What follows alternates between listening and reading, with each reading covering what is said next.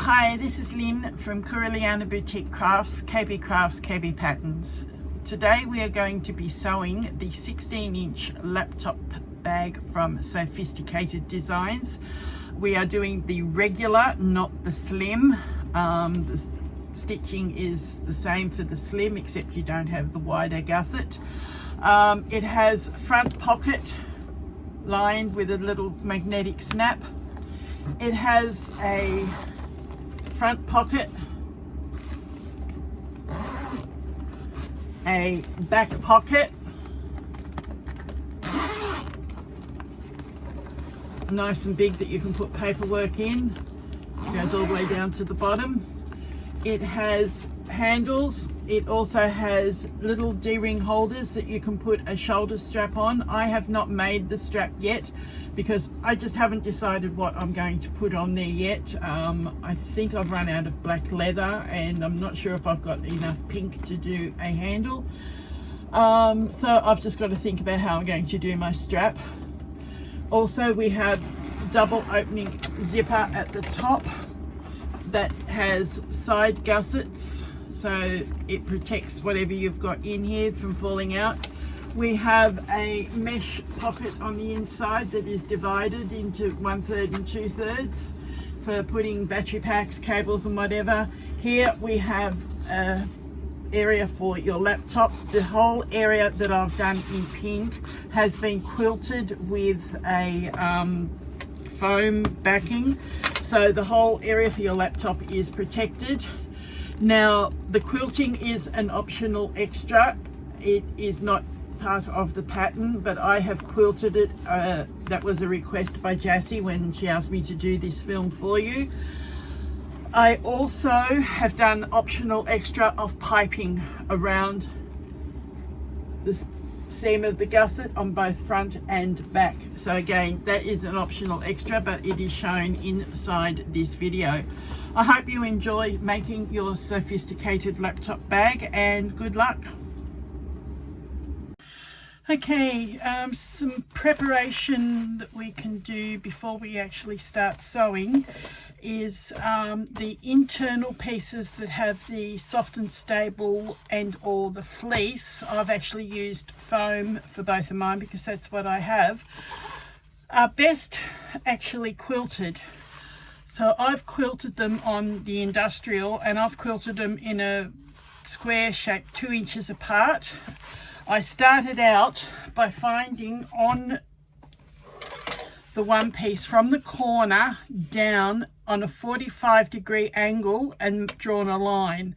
So on most of your quilting rulers you will see a 45-degree line. If you line that 45-degree line up with that edge of your fabric and then draw that line down, then you can line everything up from that.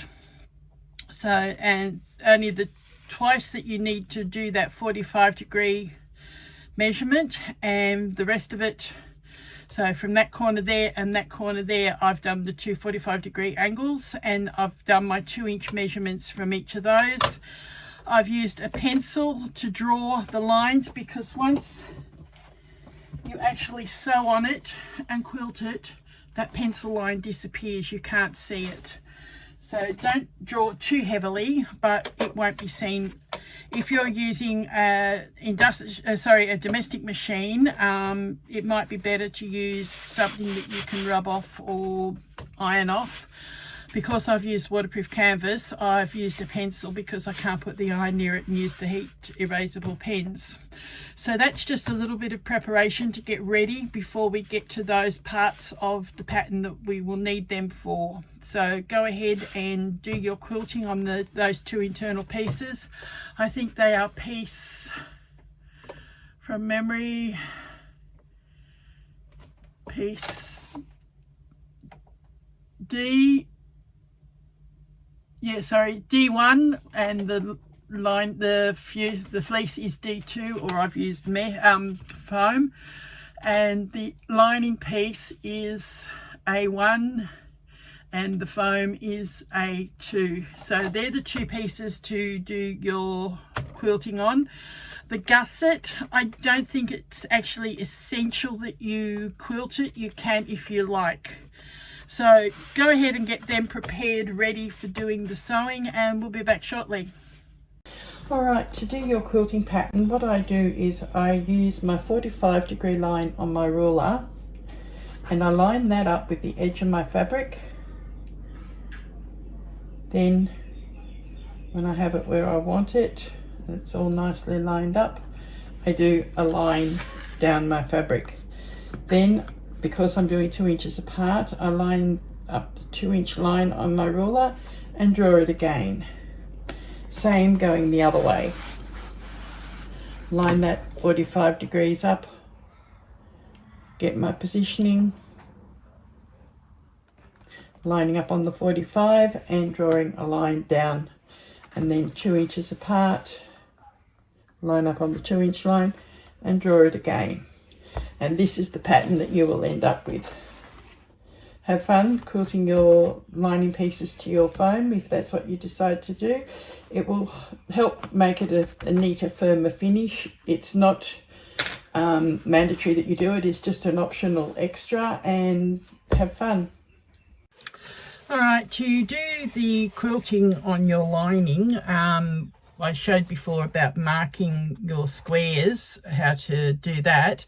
Now what I'm going to do is to make sure I've got the foam and my lining piece with the squares that I've marked.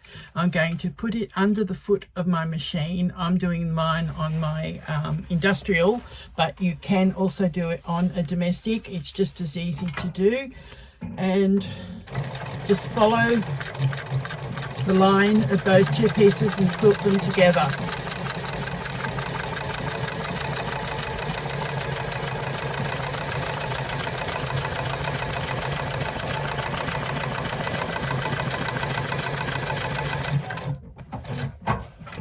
Get to the end and trim, and you will see on the back that the lines have been quilted. Once you get it all done, the whole lot will be quilted in squares as well. I'll be back with the other work shortly. Okay, the first part that we start with are our straps. I haven't done my straps yet because I still haven't fully decided with what I'm using for my straps, whether I'm going to use a polyester webbing or whether I'm going to use leather, or if I've got enough, or use fabric. So I will do my straps at a later stage and add them on. Because we're putting the D-rings in for the strap, it's not essential to do them at this stage. You can do it at the end, which is what I'm going to do. By then I'll have decided what I'm going to make my straps out of. And the next thing we start with will be our D-ring tabs, so get those and come back. Alright, the next thing we need is our handle pieces. That's piece K, and you need 2 of them. If you're using fabric, you can put foam in these to make them a bit softer. Mine are actually leather, so they will have a softish feel anyway. So what we need to do is, using a pen, find the center. I'll just use a pencil. Find the center of our handles. So the handles are 4, so we need the line at 2 inches.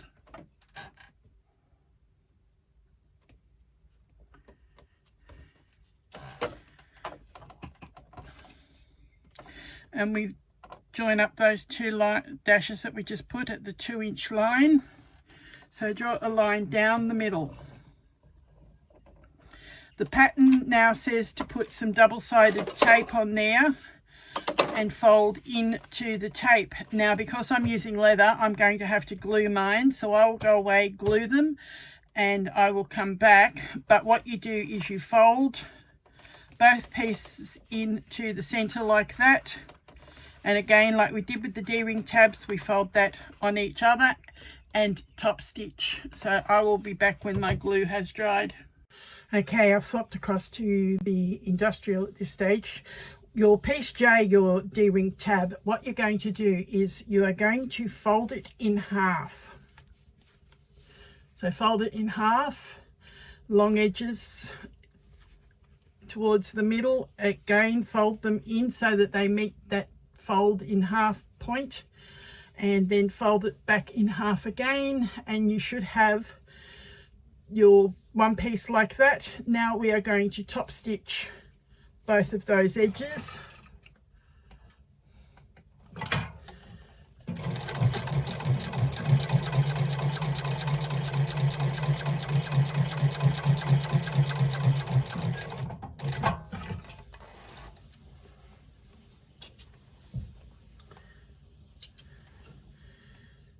I'm not worrying about tying off the edges because we're going to cut in the middle anyway, so it makes no difference to the edges of the thread. So that's one side sewn, and we just top stitch the other side.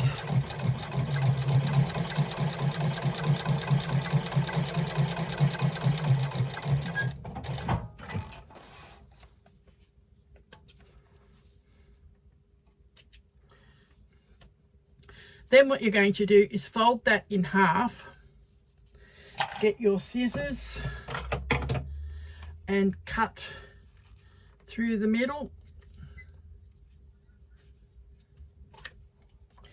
Then get your D-rings and slide one on and fold it in half like that, and I'll be back in a moment when I get my D-rings. Okay, it looks like I'm going to be using silver or nickel hardware, because that's the only D-rings I've got in the correct size. So we fold that in half, get yourself a clip and put your clip on it like that. Do that to both of them and put them aside. All right, the next thing that you're supposed to do is mark 2 inches down on each end of your strap. Then you are going to fold that in half and use a clip, which I'm just looking for where I've put my clips aren't here at the moment. So clip that, and then you've got to stitch. With my leather, as you can see, it is actually quite thick. I'm not going to do that. I'm going to just demonstrate it for you with a piece of the waterproof canvas. So I have done the 4-fold like we've done, and I'm going to fold at that 2-inch mark, and then we're going to put the needle into where our last stitch was at that 2-inch mark. So bring your needle down and put it in at the same point.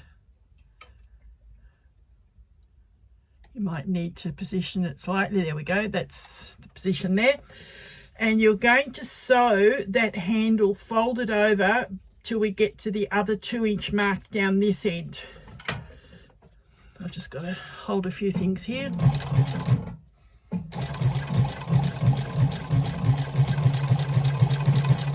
I've gone a little bit crooked.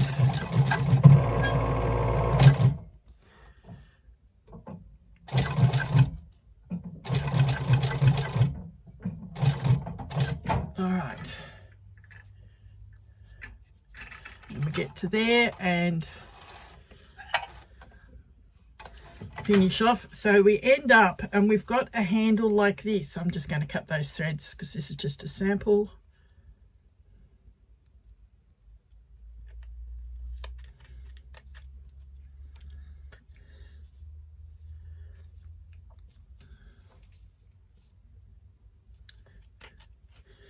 All right, so you end up with a handle that has an opening piece, like a wider piece at each end.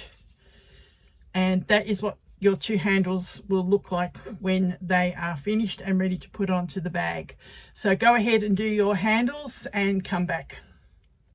Okay, for the next part we need our back exterior bottom, our back exterior top, and our 2 lining pieces for the pocket and our longer zip. Make sure with your zip that you have stitched across the ends on both ends to make sure that your zipper pull cannot come off. All right, what you need is one of your pocket pieces and your longer zip, and we're going to baste that to our pocket. We're using a 1/8 inch seam allowance.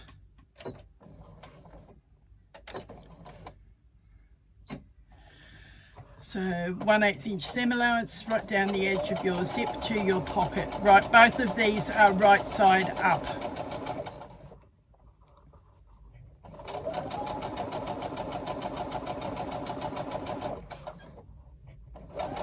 Now with this, if you want your zipper pull to finish on the right side when it is finished, you need it on your left side now. If you want it on the left side when you're finished, you need it on the right side now. That is your zipper pull.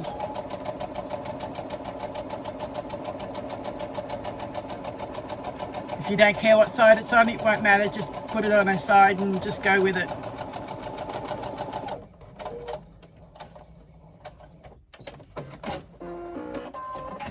Alright, so that is your zipper, both of them right side up. So your pocket piece and your zip right side up. Actually, I missed a little piece.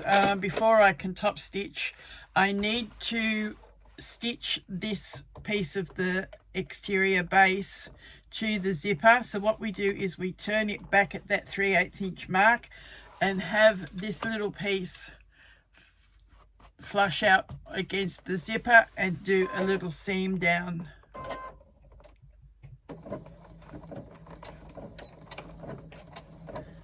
I'm actually filming this as I sew for the first time on this pattern, so if I make some little slip ups like this, that explains why. It's because I've missed reading something. Alright, so that now is secure and is not going to go anywhere. I'll do that on the other side as well.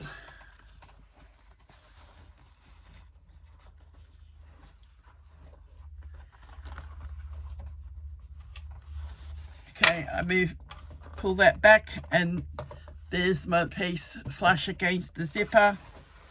And again, I do my seam.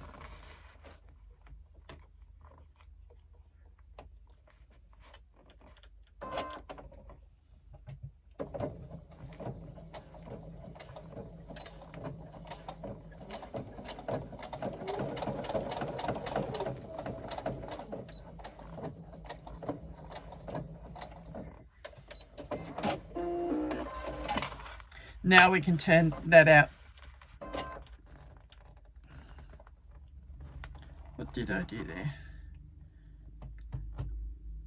I think I didn't flip it around enough, so I will undo that and I will come back, and once I do that I will top stitch it and come back.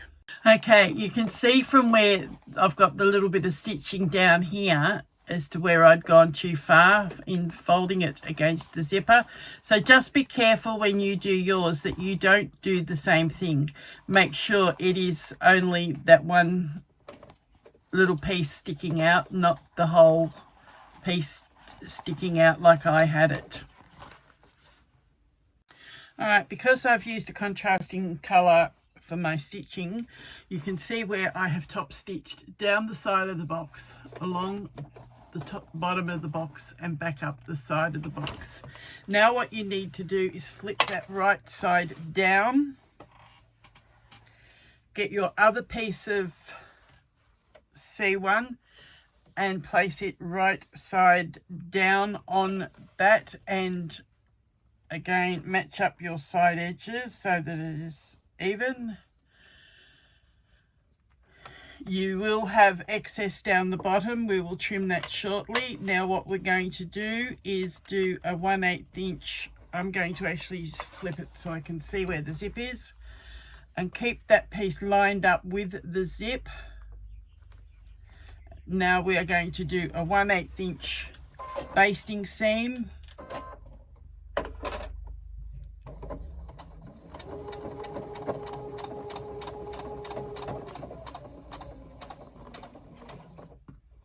And we're just going to baste the right side of that to the wrong side of the unit we've just completed.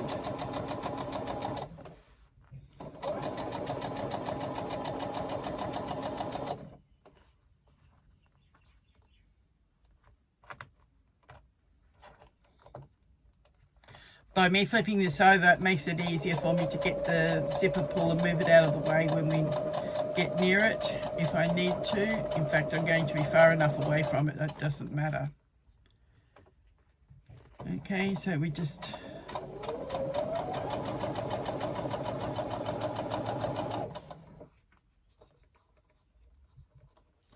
and stop when we get to the top of the box.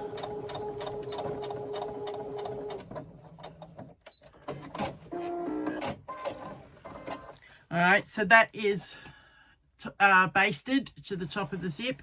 Now what we're going to do, as I said, is we're going to trim this excess. The two pieces need to be the same size. So we're just trimming the bottom of that other piece to make sure you're not cutting your exterior when you do this. You're only trimming the pocket piece.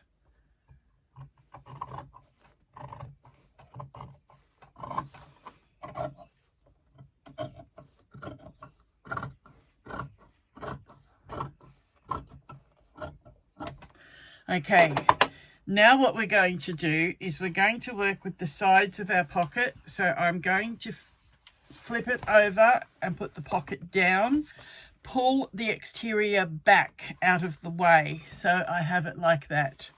Now, using a 3/8 inch seam allowance, we are going to stitch. I'll move my zipper foot now. Put my other one back on.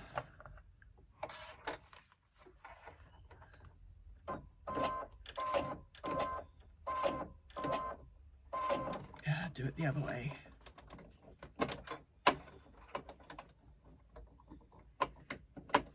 All right, and because I've got this blue tape on my machine for where the 3/8 inch seam allowance is, I can just match it up. I don't need to draw it on.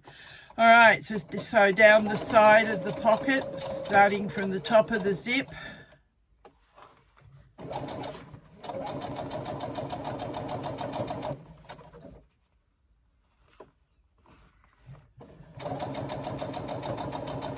So all the way down,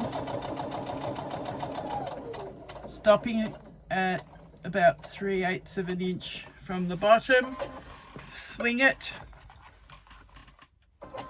and just do a short, and I back stitch at that point, because we're going to be leaving an opening in this pocket so that we can berth the bag later on. All right, so now I'm going to come back over to this side about the same amount that I stitched before and start stitching.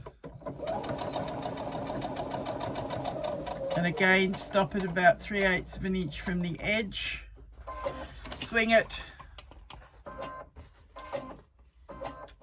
And now we are going to sew back up towards the zip.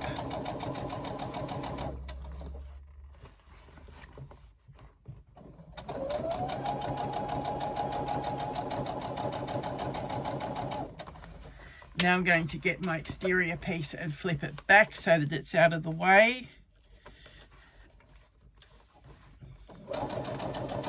And complete sewing up and over the top of the zip.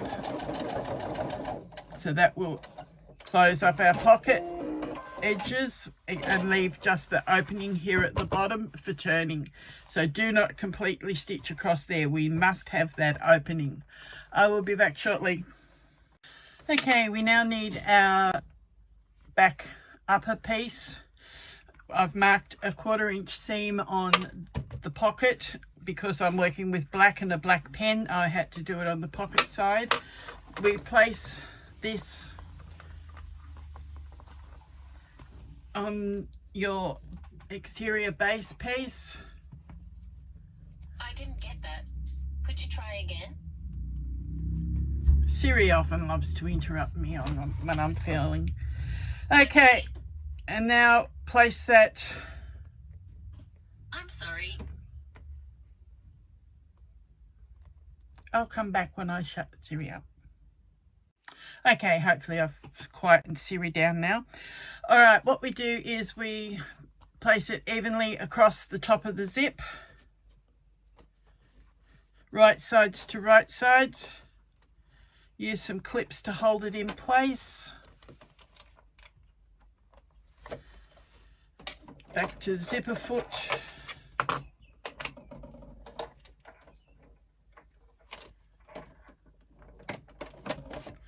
And sew with that 1/4 inch seam.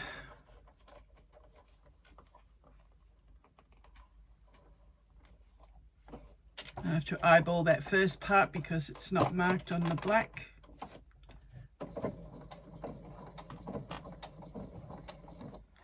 And because I'm using leather and the zipper foot, it's not feeding real well. I just have to manually move it a fraction. Okay, now it's feeding.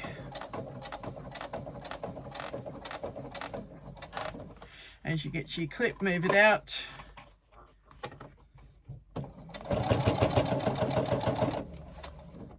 When you get to your zipper pull, put your hand in and move it out of the way. Alright, I should be far enough now.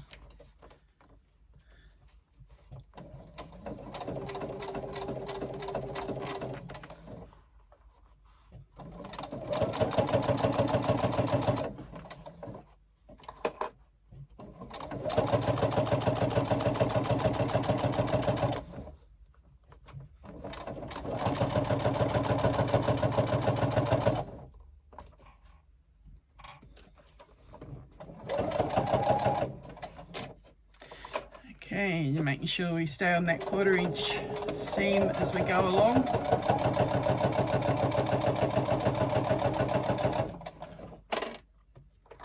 Then move clips out of the way. Make sure that last little bit is lined up properly.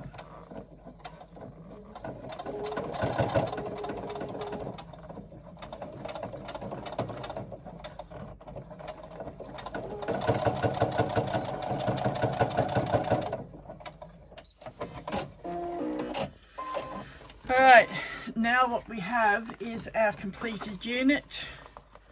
Be able to flip that piece upwards so that the seam allowance is coming up. Now a tip in the pattern is to clip these corners here on an angle so that it helps cut down the bulk when we come to join side seams later. Okay, so I have clipped the corners, a bit hard to see in black, but there we go. It's the best I can do to show you that I've clipped that corner. Now I'm going to take this to my other machine and I'm going to top stitch right across from one side to the other, keeping that seam allowance pointing upwards, and stitch it all down together, and I'll be back. Okay, now we have that fully top stitched. Make sure you've tied off the ends and clipped them or burnt them, depending on what threads you are using. We now will put this aside and move on with the next step.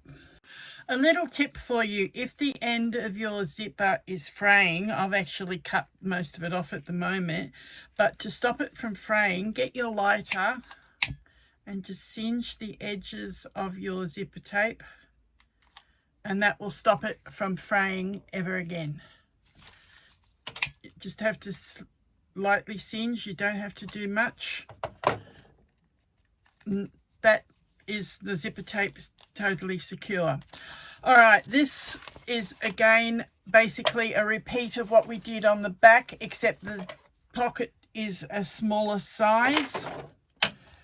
We are going to again do our zipper tape to one of our pocket pieces, so I'll move these aside.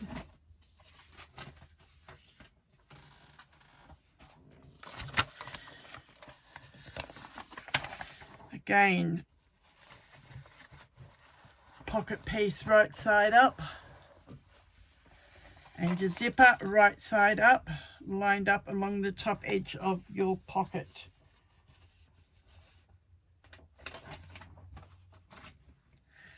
Again, baste it using a 1/8 inch seam.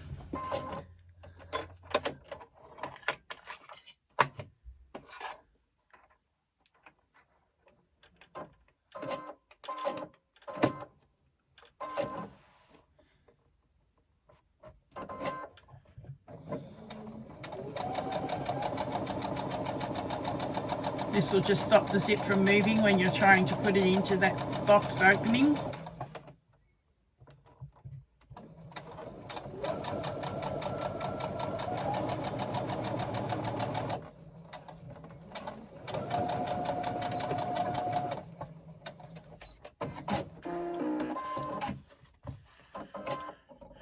Okay, now that is that part done.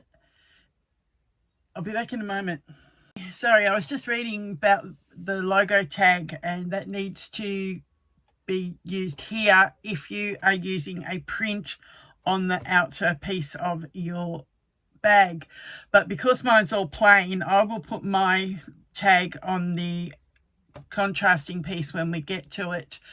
But if you're using a print vinyl, print leather, whatever, now is where you will put it onto your upper piece, centrally placed like this. So find the center and you will place your logo tag or handmade tag or whatever you're using here on this piece at this stage. But I'm skipping that because I'm going to put it onto my other contrasting piece later.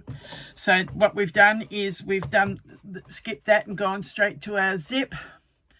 And now we need the exterior piece. And we place that face down. Again, centrally positioned across that opening. I'm going to mark my 1/4 inch seam on it again, so I'll come back in a moment. All right, so now that I've marked my 1/4 inch seam, I put this back on here. And again, we are going to mark 3/8 of an inch from either side of that box. So line up and do 3/8 of an inch and mark across. Same on the other side. Leather doesn't want to slide on my machine table.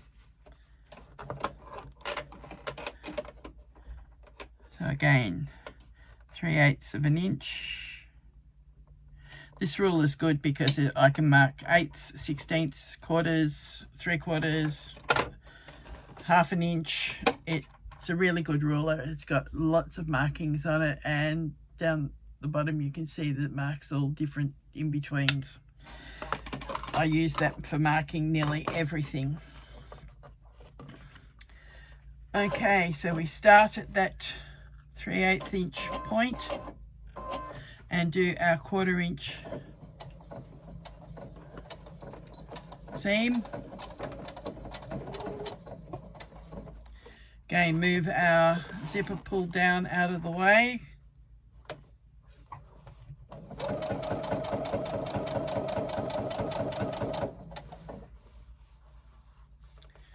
And that has moved on me already. I'll be back when I fix it up. Right, that is why I like to use the walking foot when I'm working on leather, because that stops things from moving. So now what I'm going to do is again do those snips across to that 3/8. Same on the other side. Doing exactly the same as we did on the zip box on the back, except the front is just shorter. Again, we swing that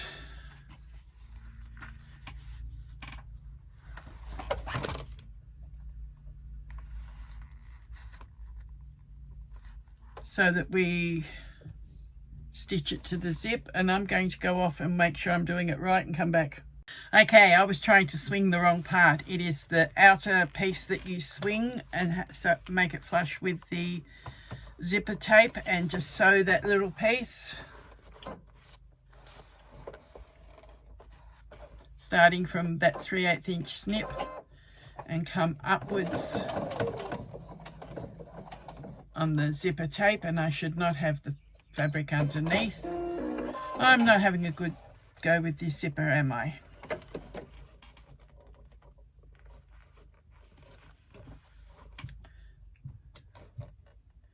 If you'll recall, I made a mistake with the back as well, and I thought I was fixing that, but I still did it wrong. Make sure that your pocket stays down out of the way. So you're only stitching it to the zipper tape.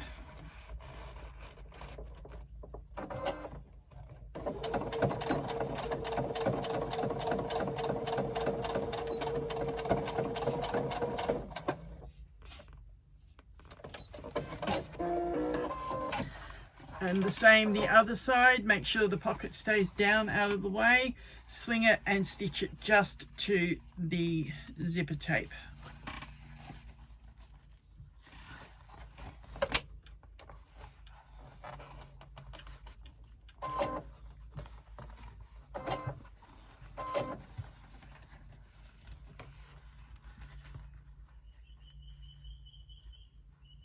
Okay, I've got it right now.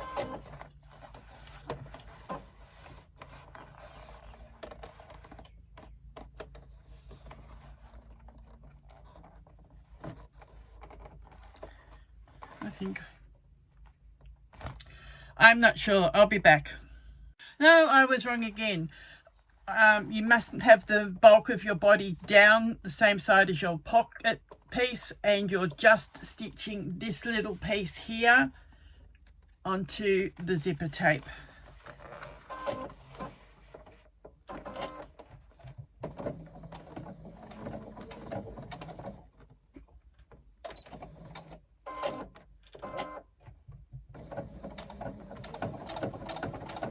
In line with that 3/8 inch snip that you made.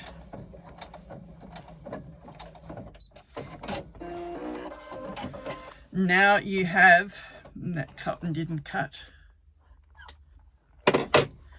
Now you have the box sitting nice and flush, the pocket sitting down, and the zipper sitting upwards. Now go and do your top stitching down the side of the box, along the bottom of the box, and back up again. I'll be back when I've done that. Okay, we still take the other piece of the pocket, do the same as we did for the exterior, match it up, line it up with the top of the zip, and do a 1/8 inch basting seam. I find it easier to do it from this side, but making sure I've lined it up with the other pocket piece. This way I can see where the zipper tape is and I'm not missing it.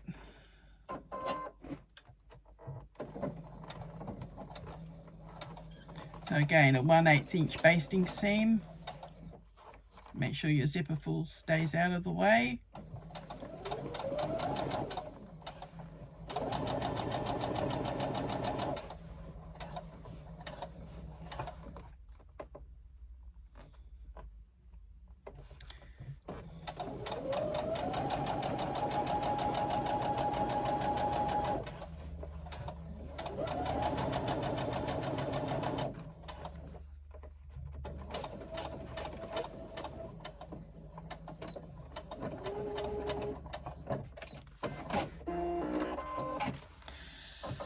Okay, now again flip that back, stitch the sides. Hang on, yep, we need to check the length that needs to be trimmed, so don't do that just yet. Make that sure that's nice and straight and trim the excess off.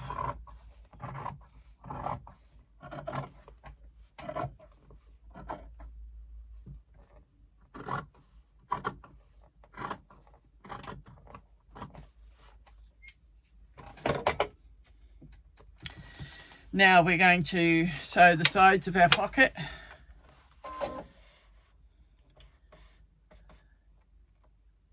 Using a 3/8 inch seam, so starting at the top.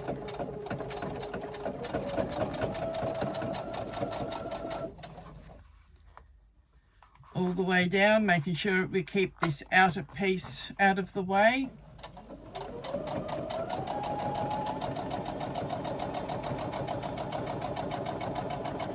Again, we stop around about 3/8 of an inch from the end. and turn. And again, just stitch for about an inch or so. Make sure you backstitch that bit so that it doesn't tear on you later. Now we come across to the other side. I start about an inch and a bit away so that it allows for the seamers, like so, 1 3/8 inches.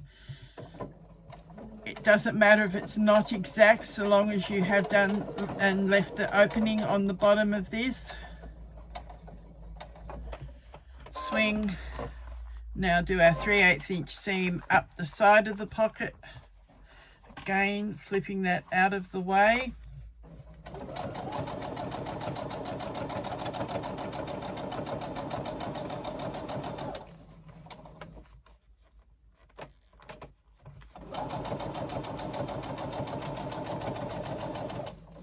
Making sure you keep that piece right out of the way.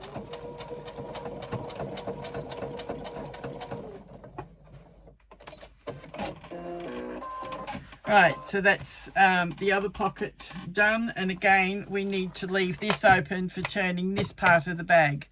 We'll explain that a lot later. Normally you only leave one opening, but for this bag we need 2 openings. Trim your excess threads. Okay, now final piece is to put our exterior top piece on. Again, like we did with the back one, clip it in place.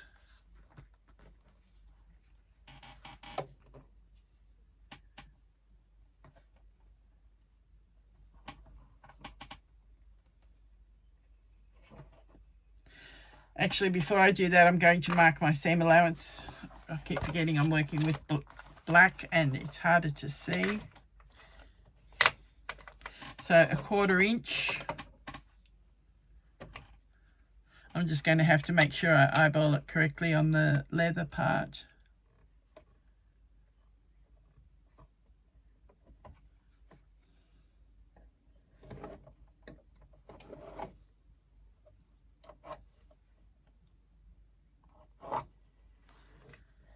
The more you sew and the more you do, you get used to being able to eyeball things. But it doesn't always work out right. So if you're unsure, mark your 1/4 inch.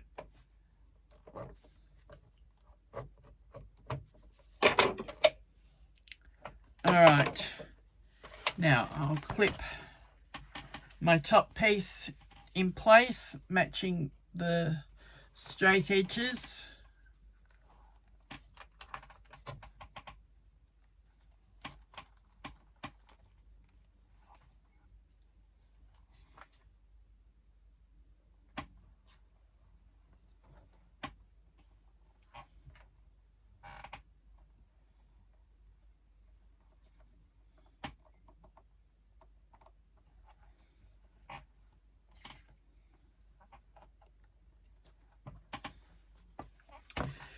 Okay, now I'm liable to struggle a little bit with this leather using this foot, but I will persist.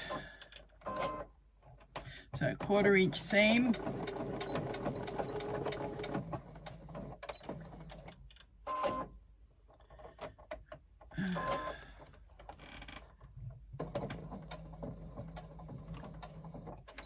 Now it's still not feeding. I'm only moving about the length of a stitch till I get it feeding, and then we're right.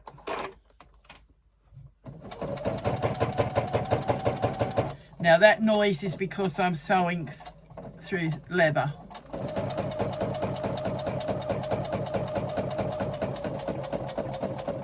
Some domestics will handle the leather, some won't. It's up to you to find out and use fabrics accordingly. And looks like my bobbin's just run out. I will be back. All right, while I was at it, I changed the color to the pink that I needed later. It's not going to matter here because it doesn't show. Move my zipper pull out of the way.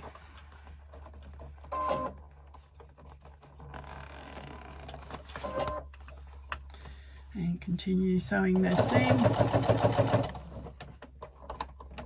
Remember, we're sewing a 1/4 inch seam here at the moment.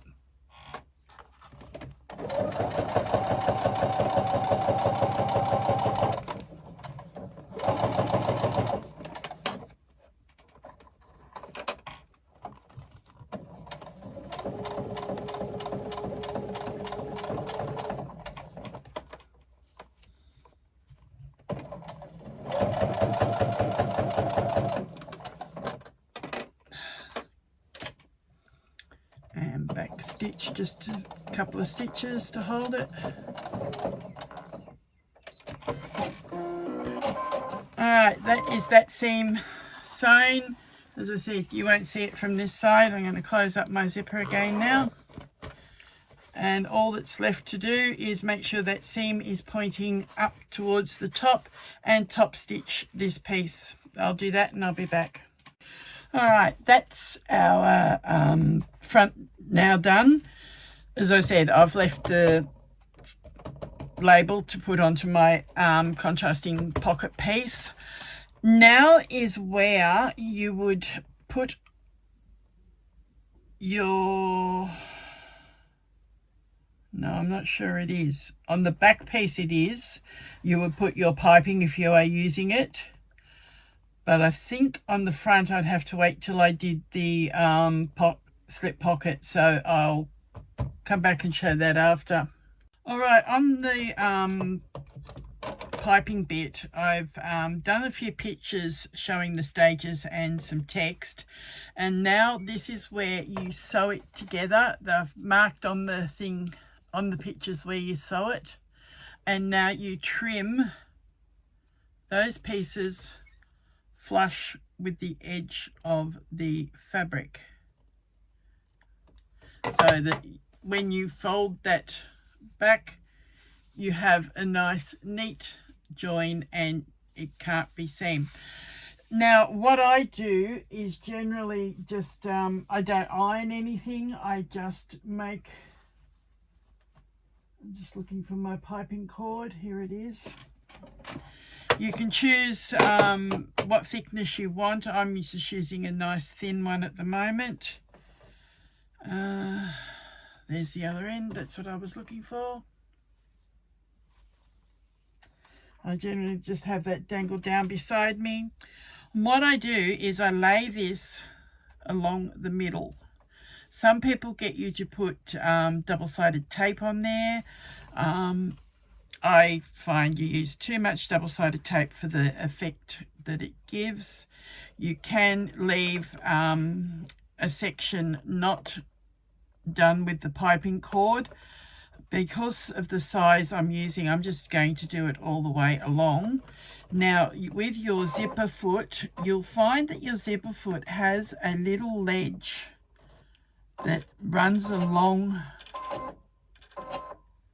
The zipper foot goes along, down and along to where you're stitching.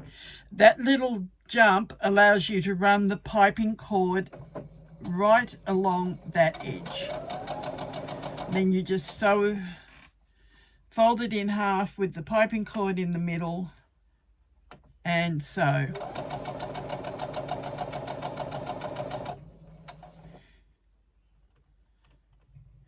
Just keep sewing. Depending on where you're putting your piping as to how long you need it, how much you need. But this is how you make your piping cord. You can, that way you can make it match anything that you are making.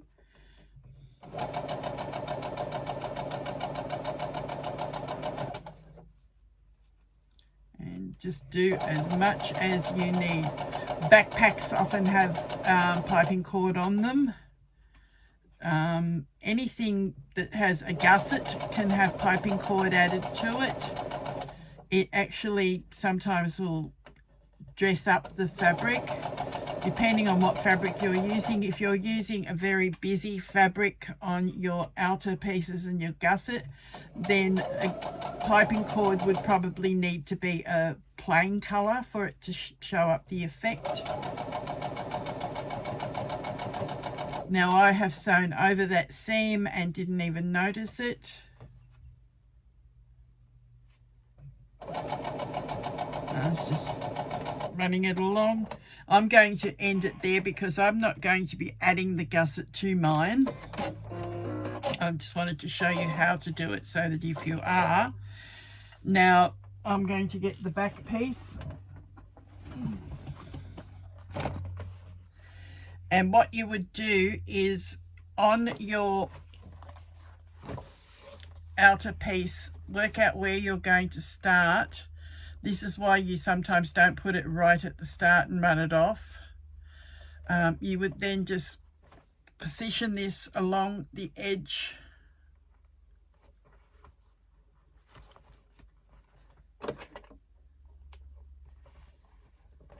Keep positioning it. Running out of clips. And because you've done it on the bias, when you get to the corner, it will just mold around that corner for you. That's why you cannot do bias for piping out of a straight strip. It must be 45-degree angles, so you're on the true bias of the fabric. See, I'm just going around the corner and it is just molding to the corner nicely.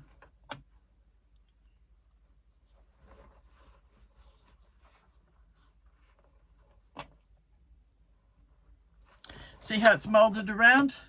Then when you come to stitch it, again, you will follow that stitching line to put it on. And it's usually whatever you'll position it wherever your seam allowance is going to be for that stitching line.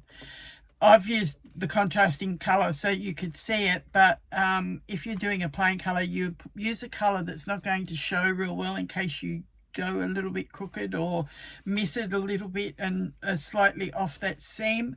But usually once it's put together, you don't notice it. So if you are adding piping to your pieces, this is how you would do it. I'm not, so I'm not going to stitch it. Have fun with your piping and decorate a lot of your bags. All right, next we are going to do the outer slip pocket. So you need your outer front piece and your pocket piece of that, which are pieces B and B1. I'm marking on the 1/4 inch seam allowance on the leather because I'm going to put that on the upper piece. Try and avoid that problem I had of it not feeding real well. Because it is a curved area, I'm doing it with the edge of the ruler, not this long end. That way I can just do segments and then I can carefully join them up and get a more accurate seam than if I'd have used the long edge and had to try and angle it. See how when we get the curve, it's a lot easier to do when you do just little short bits. All right, so that is the seam allowance marked on. Now we are going to place right sides to right side our pocket piece and our pocket piece lining. All right, and clip them together.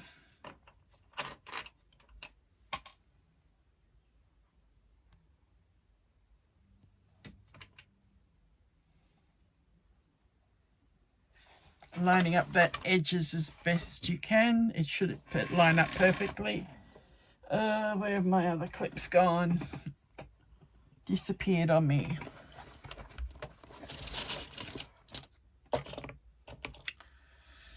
I always keep a bag of them behind my sewing machine, that way I can reach into them easily. I've usually got more than I need by doing that, and I put the excess back into the bag. All right, now we are just going to do a 1/4 inch seam allowance.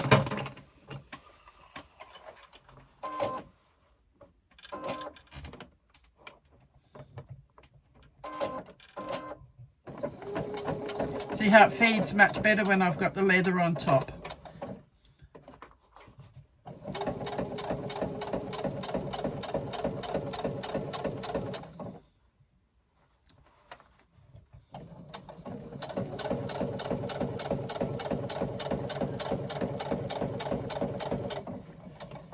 And I've just realised I've got to go out to the other room in a moment because I bought new pinking shears yesterday and they are still in my bag from quilting class.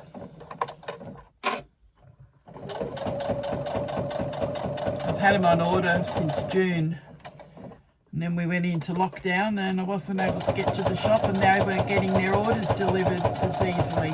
They finally came in.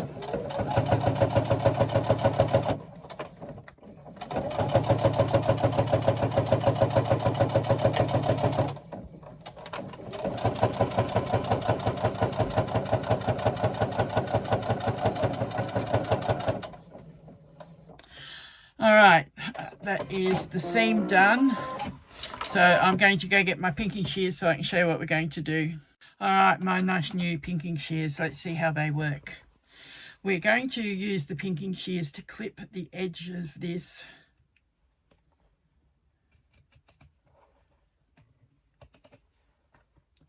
Because it's a curve, we need to clip it, and using the pinking shears makes it easier to work the clips instead of snipping or cutting out little V's so that the fabric can turn on itself.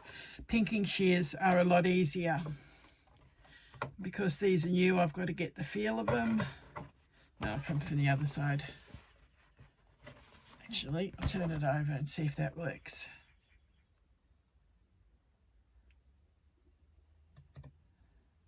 At least they're cutting. My old ones weren't cutting real well.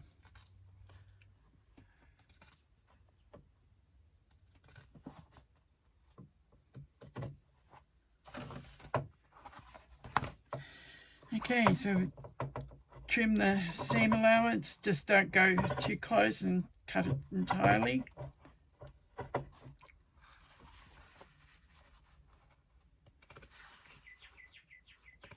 If you don't have pinking shears, as I said, you can cut little V's. I'll show you what.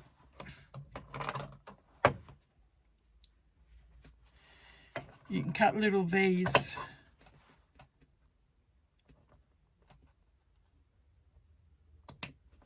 Like that into your fabric, but as you can see, that is a lot slower than using the pinking shears. And it gives the same effect. I didn't cut through the leather properly.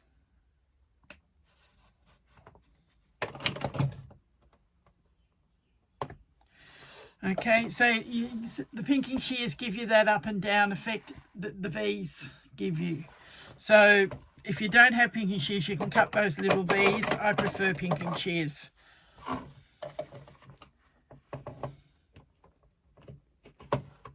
Everyone on the sites were recommending Fiskars for pinking shears, so that's what I ordered, because my old ones don't work real well at all.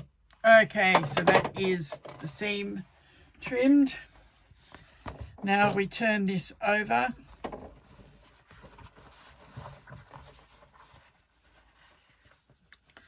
Kind of finger press it, especially because I'm using leather, I can't go to the iron. And I put those clips away and need them again. So finger press it and clip it. Try and get that seam right on the top.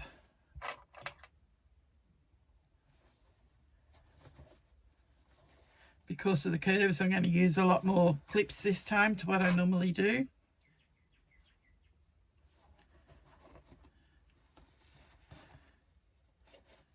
Finger roll it, finger press it, clip it, come along, finger roll, finger press it, and clip it, and that one I've caught the fabric. I'm going to have to let go.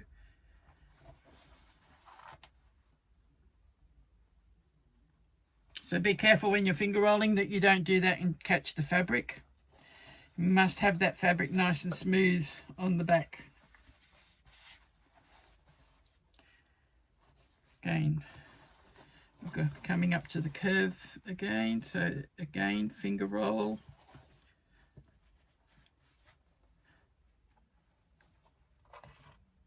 Finger press it and clip. Finger roll.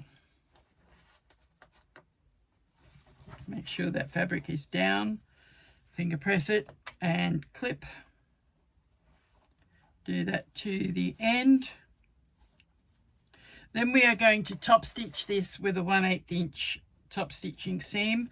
So I will continue doing this and I will come back and show you once I've top stitched it, and we'll then go on to the next. Alright, while I was at the ironing board placing my piece of Decovil on the back of the pocket piece to put our flap on, I also worked out where the placement was going to be for the handles and the D-ring tabs and added my Decovil to them as well. So they can now be put aside because we don't need them just yet. What we need is our pocket that we did before. We have placed a piece on the inside, the lining piece of the pocket, so that we can reinforce where we're putting this magnetic clasp. Need the middle, so if I'll meet the corners and crease it there at the middle, the leather won't crease so much but the lining will. So that's where we need. I've just drawn a line there. It's a heat erasable pen, so it will iron back off for me. Now I need to find the washer piece of this. If I can find the opening of the bag. There it is. So that we can put on the male piece of the magnetic clasp. This is an optional step but a recommended step, so I am actually doing it so I can show you. If you've done clasps before, they're always done the same way. The male is the piece with the outie and the female is the piece with the innie. Alright, finding the washer and centering it on that piece of Decovil. You can feel it through the lining where you've placed it. Mark your little slots in the washer. So that's just the round piece. I'll hold it up and show you. Alright, so those two little outer slots I have now marked onto my lining. Just there. And I'm going to take a seam ripper, which has disappeared on me. There should be one in my accessory box. And there is.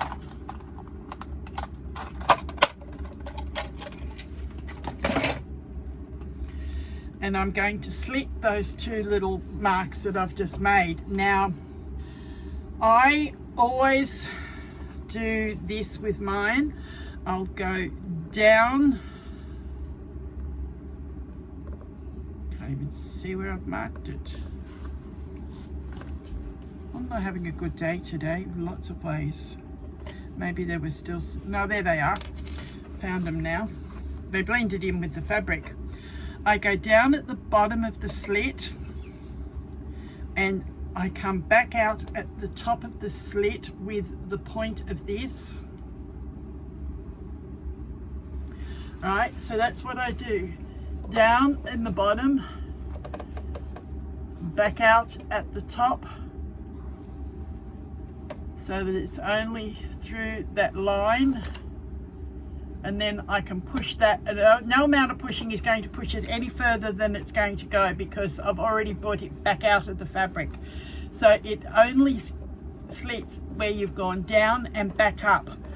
And I do this every time I'm doing little slots like this, be it for the handmade badge, for the magnetic clasps and things like that.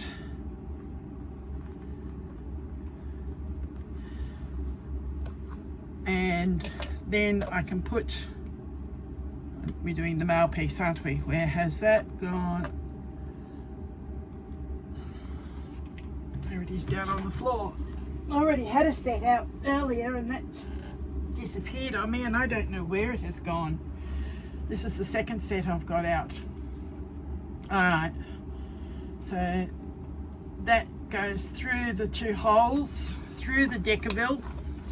So it's reinforced with the Decovil. Then you put your washer over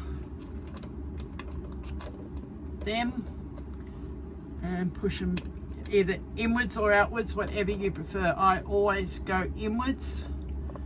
Some people always go outwards. It's just personal choice. There's no right or wrong way as to which way you take them. I always push them down as much as I can. Now I'm going to go back to the ironing board with this, and I'm going to place another piece of Decovil over the top to protect the leather so that it's not going to get caught and open on it. And then I'll work out exact placement on the other one to be able to do the male piece. I'll be back. Okay, I don't know if you can see it or not, but just in that length of time, see that little circle mark there? Just in the length of time going into the ironing board, that had marked against the back of the leather, and you could see. So that is why we put the Decovil on the back of it as well, so that it protects. I ended up putting 2 pieces just to make sure. Now what I need to do is line this up. I'm probably out of order of where it's done in the pattern, but I'm actually just going to do this now so I can line up where it is going to go.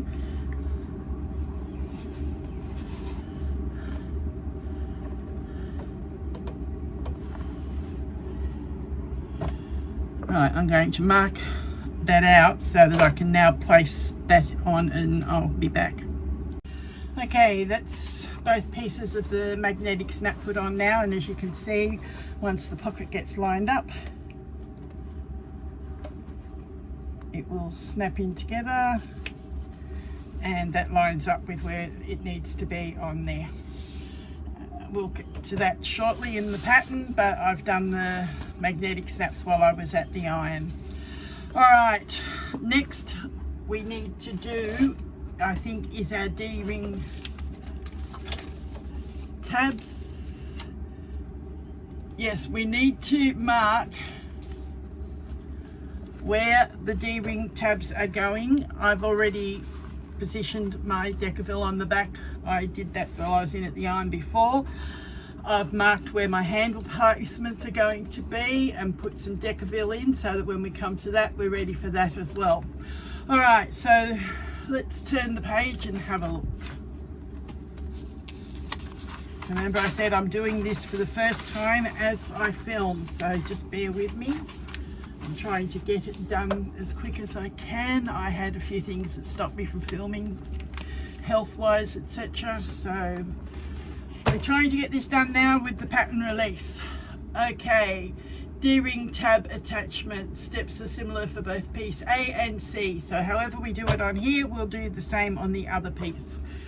We've marked the place. No, I haven't quite. Okay, I've got the positioning. I don't know why. I chose black because I knew it was going to be a good contrast with the pink, not thinking how hard it is to actually mark things on the black. Alright, D-ring placement. I've cut a little slit in the pattern. I've got a little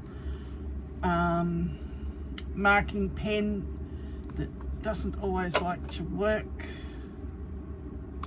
The lead keeps trying to go up through the middle and it doesn't stay down. I'm going to have to tear paper off. Alright, I think I've got it marked enough, have I? Yes, I have. Alright, so I've marked where my D-ring is going. Next, we are going to... We do the same on the other piece, using a seam ripper, slit and open, or with your small scissors. I prefer to use my quick unpick. It's just what I've been used to as I sew. Now I'm going to come up part way along that line. I don't want it to go too far. Now I can go down and up at the end of the line, and it has only gone as far as we need it to go, no further. Now we are going to take one of our D-rings and we are going to place the back piece of the fabric down, I believe.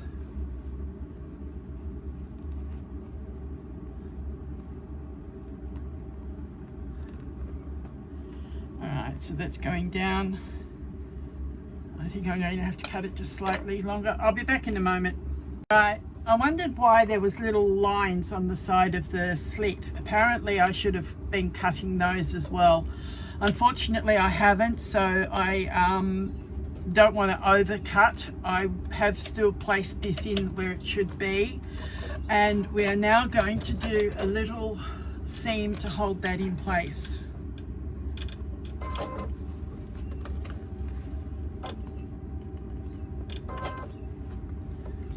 Just across the tab only, not through too far away. Again, the leather is sticking.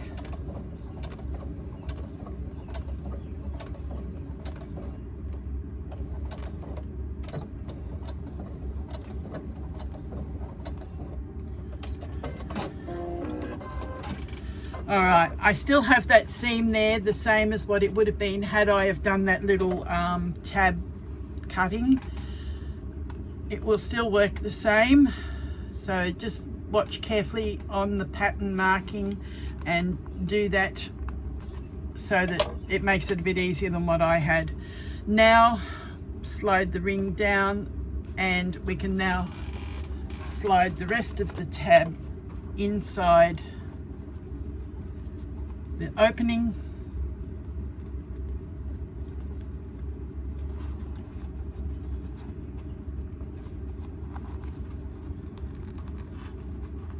There we are.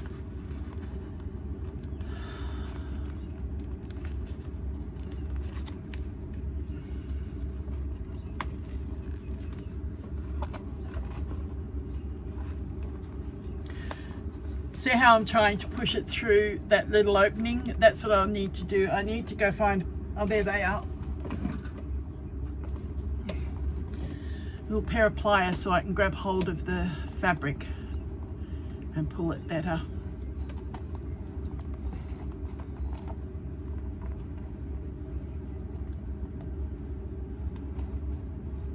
There we go.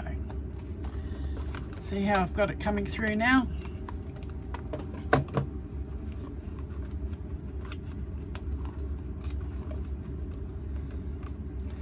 Alright, I'm going to leave that there for a moment. I believe we need to stitch something onto it.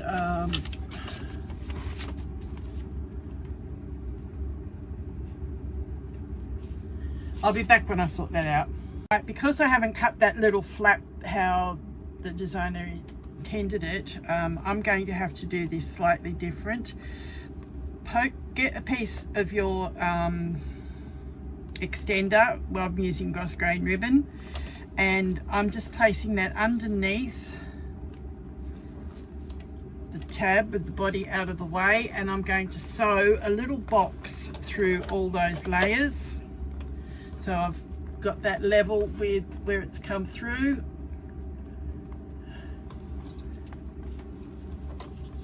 I'm just going to sew the tab ring holder onto that, not sewing through the body of the case, so just on the tab ring and the tab extender.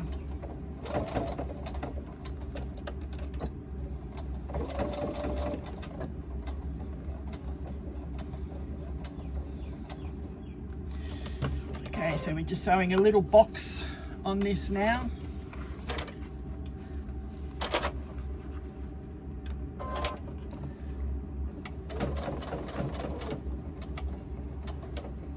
Stopping when we get up near the main body piece. Rotate it. This is going to be awkward, this seam. Alright, so we've just sewn back across the top. Now we need to swing it back down and complete our box.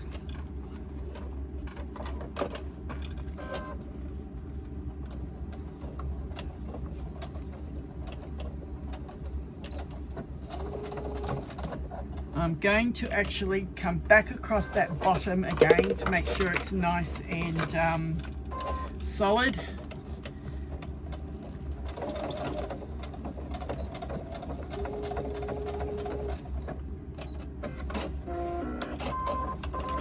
Alright, so that is, it's a tab through with our extender on it, and this is now going to be clipped down at the bottom. And we'll clip that with a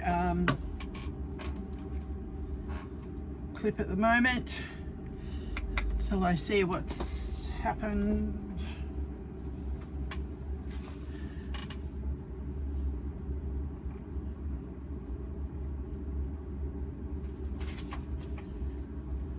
Yes, we need to just do a little row of stitching, 1/8 of an inch, just to hold that in place at the bottom.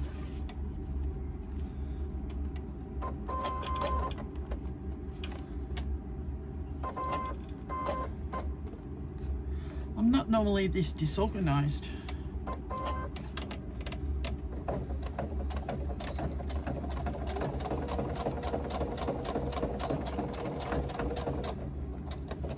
And then we trim the excess.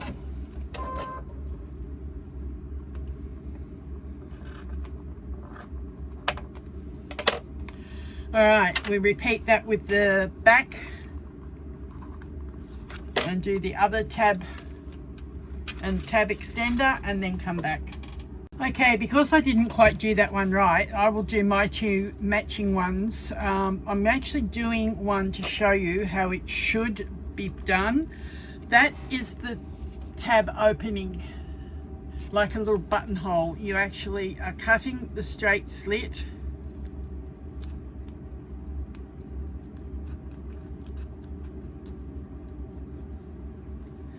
Then you will cut a little piece up and the other side down. You'll note they are on a slight angle to each other.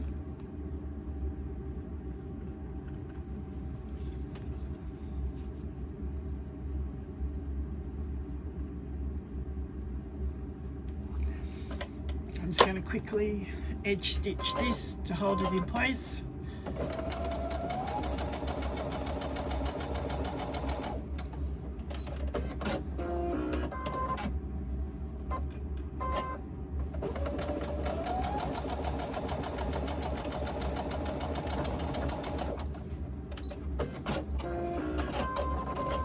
And I'll borrow my ring from my other D-ring tab.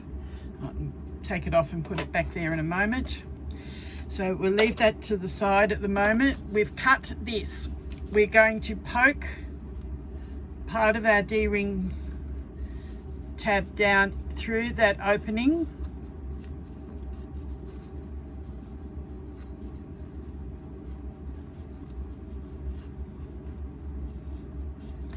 And you will notice that there is a tab either side. See how we have a little peak and tab. That is what you're going to stitch on. Do not stitch any wider.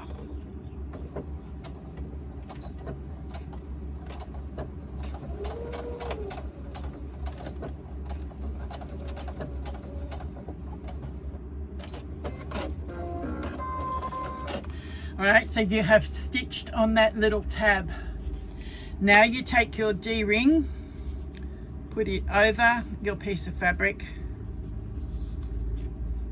and slide that back down through the opening,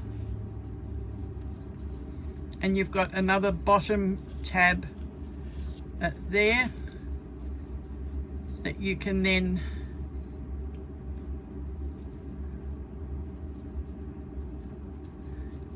stitch on that tab.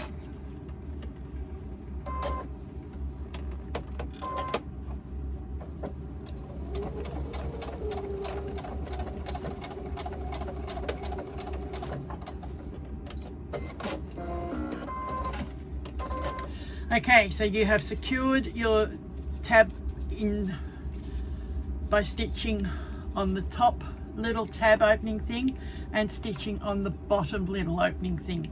So that is how it should have been done, not how I did it. So that's why I took the time to actually show the correct method. And then we adhere the extenders underneath there afterwards. Okay, remember I said mine weren't quite the right way, and that's why I showed you on the other sample piece, but they both look the same as each other, so I'm not worried about the fact that I didn't do it quite the right way. They both still have their extender pieces on them and stitched at the bottom to secure them. Now is where you will put the other piece of the clip on. We've already put the male on, need to put the female on. Remember I said I did mine before while I was at the iron. So now is where in the pattern you normally would put this on. So that's starting to take shape. We will be doing our handles next, so retrieve those and come back and we'll get started on those. All right, one thing I forgot before we do the handles was adding rivets at a D-ring tab and at each end of our zips. If you don't add the rivets, you need to sew a box on your D-ring tab just to make it more secure. I've actually added rivets onto mine. Now we've marked the placement for the handles, 2 inches either side of center, or you can follow the placement lines on the pattern. Remember I said the thickness of this leather was too thick for me to be able to fold it and stitch down there, so I've just left it as the 1 inch handle. We need to place these outside of the 2 inch marks that, well, they need to be 4 inches apart, so either side we have placed on that line outwards, on the line outwards, and we will baste that in place. Then we will go ahead and we will do the same on the other piece. There's the line. We are going outside the line and clip it in place. Now we need to baste them in place, and then we come back and we'll add our supports like we did with the D-ring. I'll be back shortly. Once you've basted those in place, you then come back with your grosgrain ribbon or whatever it is that you're using as your supports and tack that in place on the wrong side.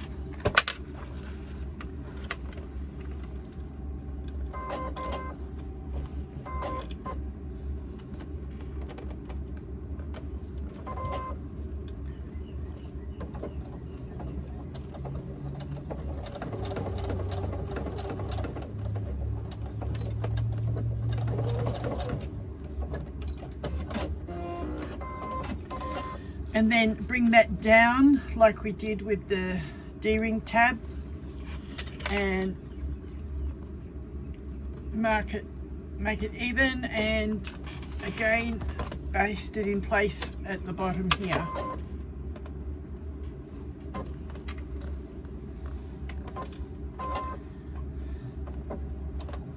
And it helps if I get up on the ribbon.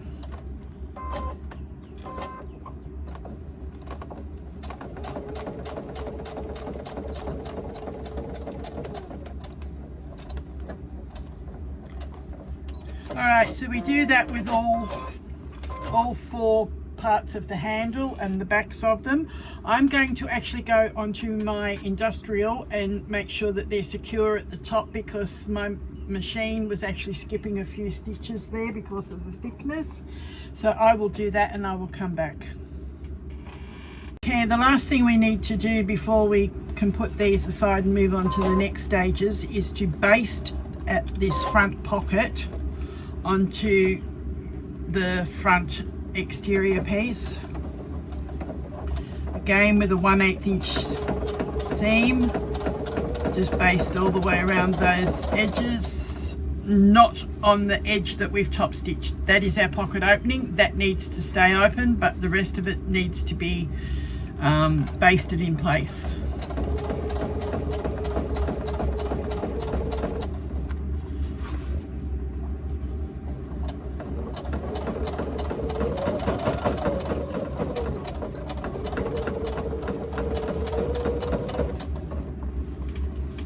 I'm going to continue doing this till I get to this other end here, and that's where I stop, and I will come back.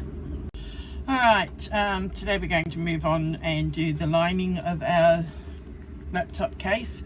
You will need 2 lots of A1 main body lining and 2 pieces of your soft and stable. I'm actually using foam because I don't have soft and stable, and I've already quilted my lining piece to the foam. If you haven't done the quilting, then you will need to just place your main body lining on top of your soft and stable and baste it around the edges and trim any overhang. Once you've done that, we also need our piece D, which is our sleeve pocket, and our snap piece. So that's my lining and snap piece for the pocket.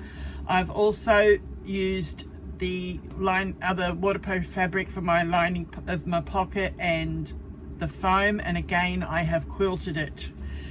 You will also need a snap now, or some Velcro. Now whether you use the plastic cam snaps or you use the metal snaps, it does not matter, it will all work. Or if you are not familiar with snaps or can't fit snaps, then a piece of Velcro will suffice for that. And the last thing that you need for this section is your piece of mesh for your pocket and your piece of binding. Now I'm using bias binding for mine because I'm using the same as what I used for my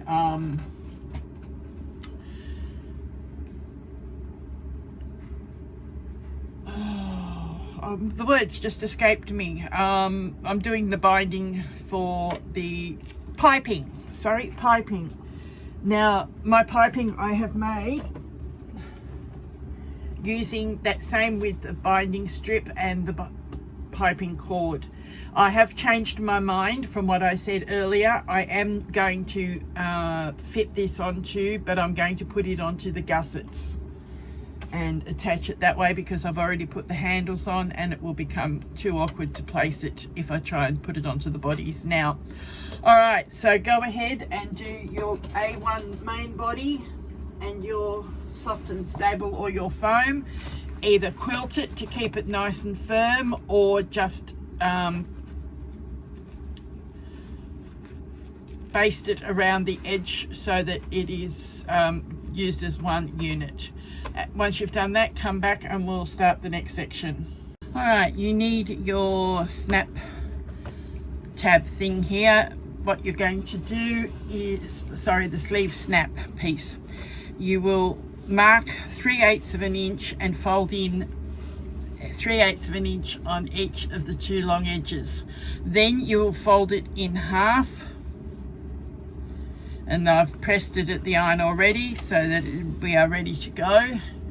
Now what we are going to do is top stitch 1/8 of an inch all the way around this on all four sides. So I will do that on the industrial and I will be back.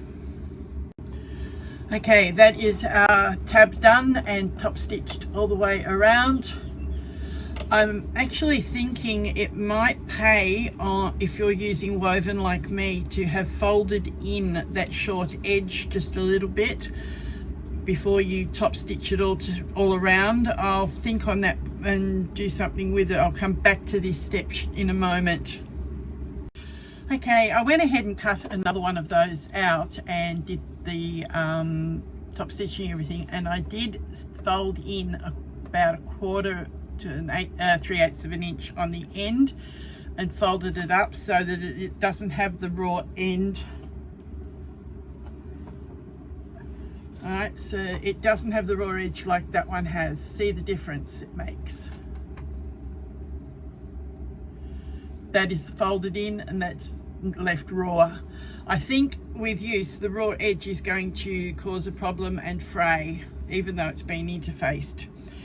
Alright, next you need piece D, the sleeve pocket, and your sleeve snap to add on, and your lining piece and your soft and stable.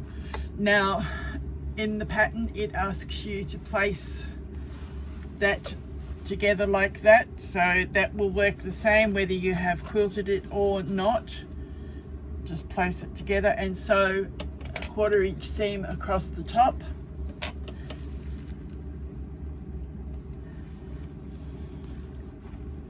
Wrong foot on my machine again.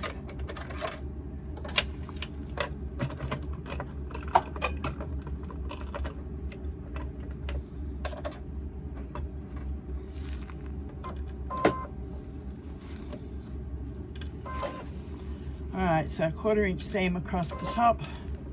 You can use a 1/4 inch foot if you like, or just eyeball it, or even mark the seam allowance on.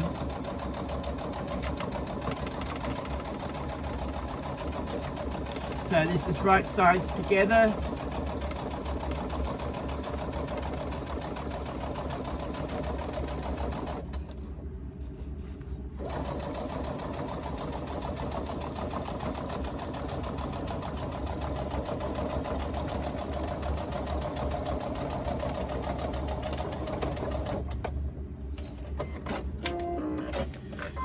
Then once you've done that, you will fold, and I've sewn my piece of paper in, I forgot to remove it. Luckily it tears off at the seam. I had pieces of paper on so that I knew what the pieces were called to match what the pattern says.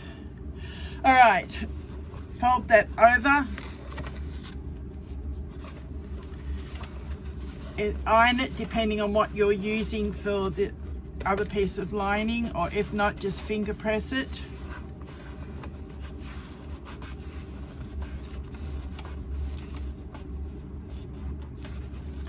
Fold it down so that that seam is then on the top of the fabric like that. Clip it. Then we are going to top stitch a 1/4 of an inch across the top and baste with a 1/8 of an inch all the way around the other three sides. So go ahead and do that and come back. I'll do mine on the industrial and I'll meet you back here. Alright, once you've done that, that will be one nice firm unit that you're using. You need one of your main body pieces, this piece, and your snap tab piece that we did. Now I'm going to be using the metal snaps, which I need to go out to another room to do. I do have that filmed that I did for another group that I am admin on, and I will actually upload that to YouTube and I'll link you to it. It will actually be in my channel. So if you look through the videos on my channel, you will see the addition of a metal snap tab. I am not going to do the plastic cam snaps because there are so many of those tutorials on YouTube that it is quite easy to go have a look. Just search cam snap application and you should come up with how to apply a snap onto it using the cam snaps. They are those plastic ones. So I'm doing the metal ones. I need special dies and my machine is in another room. It won't fit in here. So I will come back and show you what it looks like once I've put that on. Okay, I'm back. I've done my snap. I like these metal snaps because they're quite firm and don't give out easily like the plastic ones can if you don't apply them correctly. I also took this to my laptop and placed it in between so that I knew how much play I had with this strap. I don't want it overly loose. I want it to actually hold that laptop in place. So I'm going to stitch mine slightly down from the top of the tab. I used the end that we had folded in to place the snap tab on. Now we're going to sew this with a 3/4 inch seam allowance from the top. You can use rivets at this point if you wish, but I'm not a fan of putting rivets right near a seam. It can sometimes play up with your feet depending on what foot you're using on your machine. So I'm just going to stitch it quite firmly with 3/8 inch seam allowance. As you notice, I've got that blue tape on my machine, so I know what my 3/8 inch is. Now I'm going to reverse and come across it again, and I reverse again. This is just something that I personally like to do. It just makes sure that there is quite a bit of strength in that seam and that it's not going to rip out on you. So that is quite firm, not going anywhere, and I have secured my pocket to my main body piece. All right, do that and come back for the next step. All right, one last bit to do on here before we are finished, and that is to baste this pocket edge to the main body. Got to fold it because of the amount of room I have here, or rather lack of. Make sure that your edges are flush with each other and use a 1/8 inch seam allowance to baste. Baste it down the side,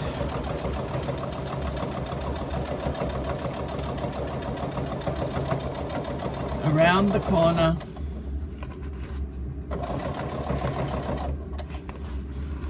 Getting caught. Then along the bottom, making sure you're keeping it flush.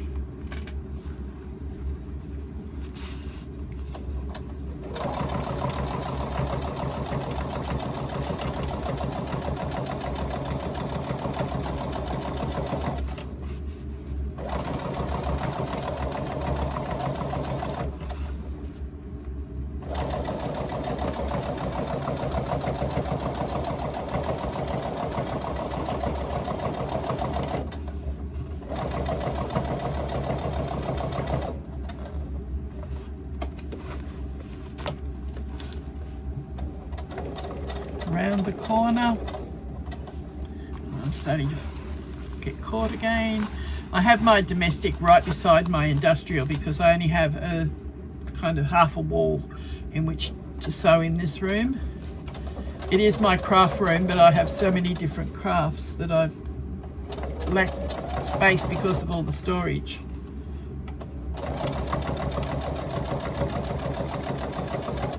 And then back up the other side, making sure that it, again, it is still flush.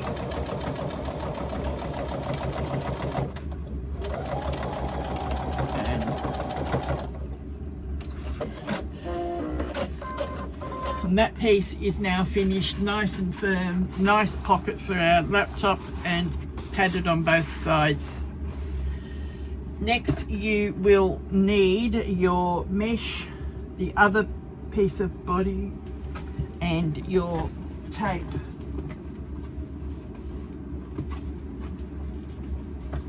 You also need double-sided tape to work this.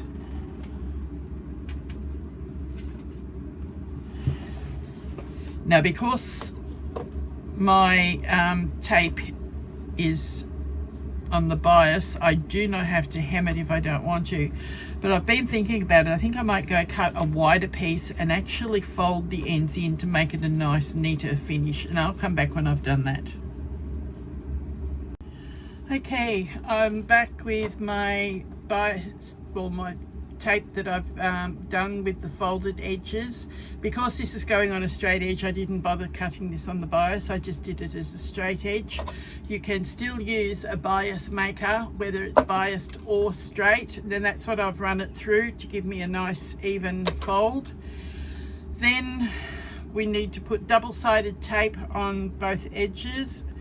I'm going to peel off one edge of the tape, and it's not sticking well.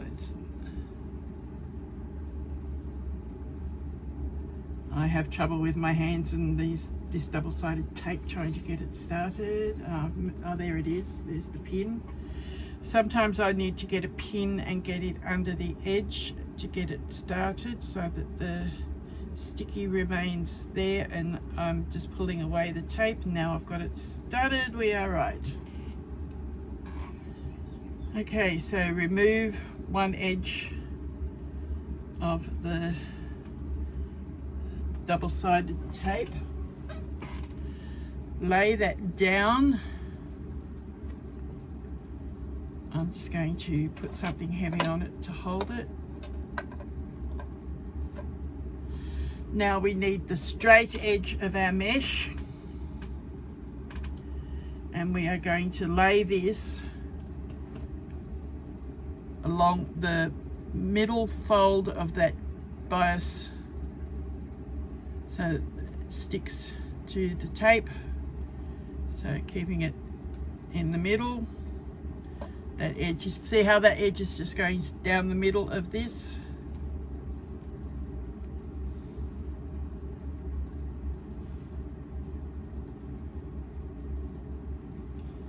And just stick that down. You can see I can pull that up and it's attached to the mesh. It needs to be folded though. Now what we do is the other edge of the tape, peel that off. Again, I'm going to need the pin. This way we're going to get a nice neat edge on our biased, or on our tape for the top, our binding tape, I think it's called.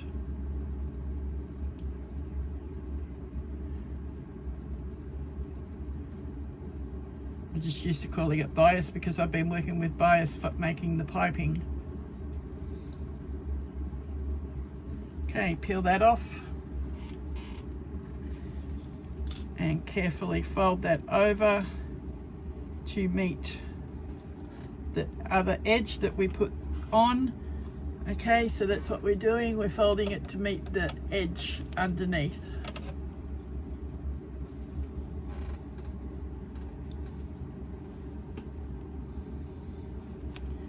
I'm actually working away from myself. It probably could be easier working towards myself to see, but I'm getting it done. By doing this, one seam catches both parts and catches the mesh in between. Now I can turn it around and work a bit towards myself. Yes, that's easier. So working towards yourself is easier. Now I did not iron or press a fold in the middle of this tape.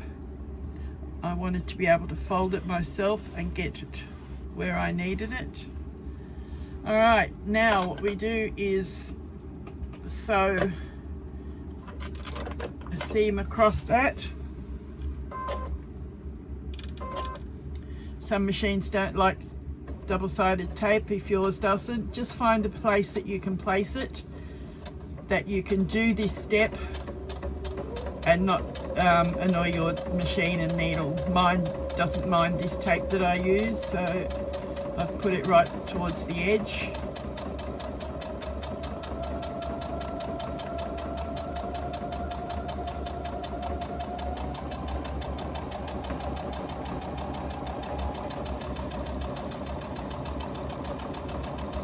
Now I could have also done this on the industrial to match my top stitching threads. Didn't even give that a thought.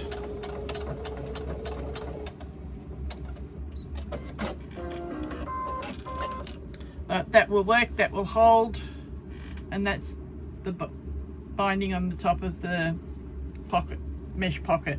Now we need our other body piece. Make sure you've trimmed your overhangs, which I haven't as yet, so I'm just about to quickly trim that.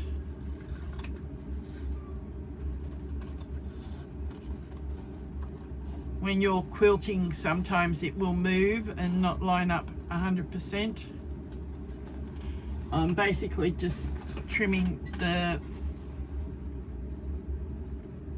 foam, not the actual fabric.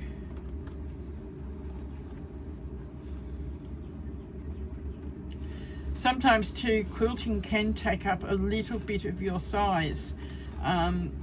Didn't even stop to think of that either. I just cut them to size and then quilted. Sometimes you're better to actually do your quilting in a block and then cut to size. But we will work with it.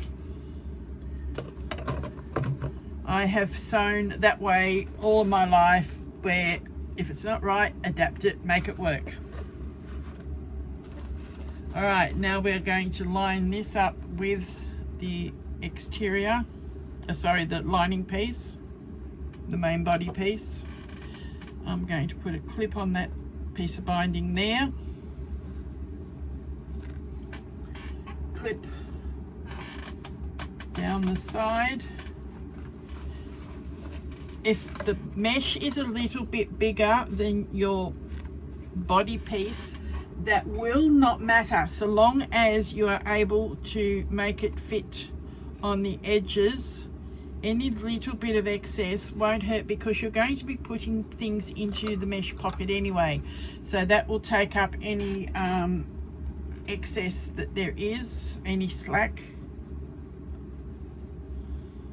So I'm basically clipping near the corners and matching the side seams, and if I need to take a little pleat in the bottom at the bottom seam, that won't matter, I will do that.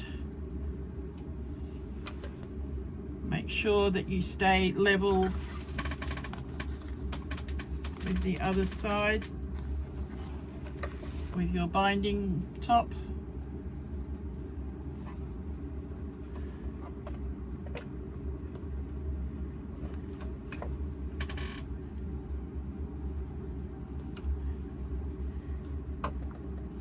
Being mesh, it's got give in it anyway, so pushing it and pulling it won't make any big difference to it. Just make sure it looks neat. Okay, we are then going to run our 1/8 inch basting seam around the edge of that.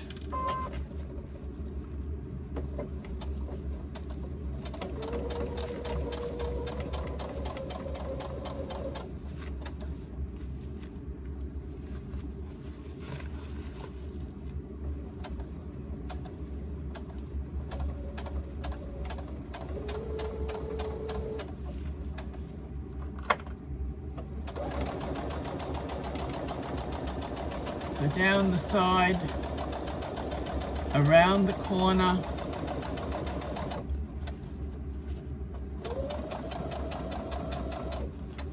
and along the bottom.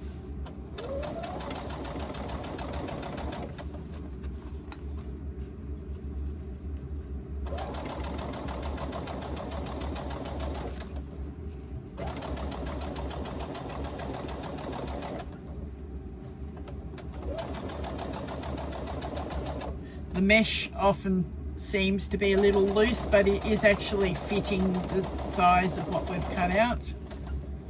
I think it's just the nature of the mesh. I don't use mesh a lot, but it is very handy in instances that I have used it. I've used it for pockets on the outsides of backpacks, you know, those drink bottle pockets,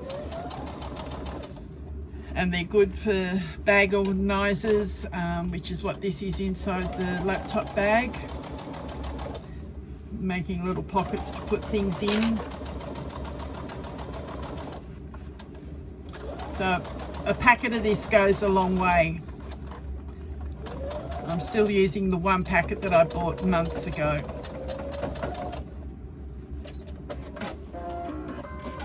Alright, so that is basted on, but we're not finished yet. Where did my pattern pieces go? Right there. Okay, what we're going to be doing is 7 centimeters. All right, that should have been 7 centimeters down. Well, mine's where it is now. Let's measure. 7 centimeters or 2 3/4 inches down. Let's see how far out I am. All right, mine's 2 3/8, so I don't think I did too bad. And we are going to sew a pocket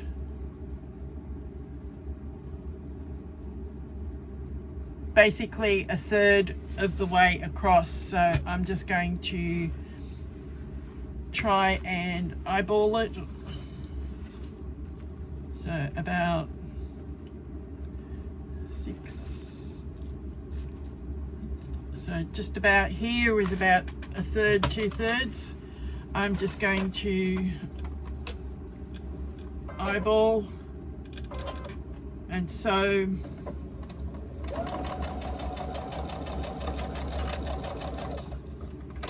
a seam from the bottom to the top.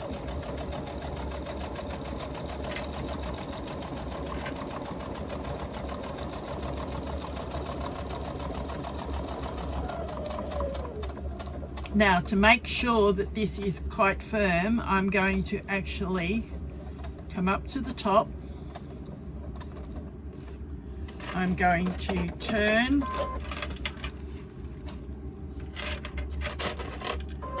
do 2 stitches across,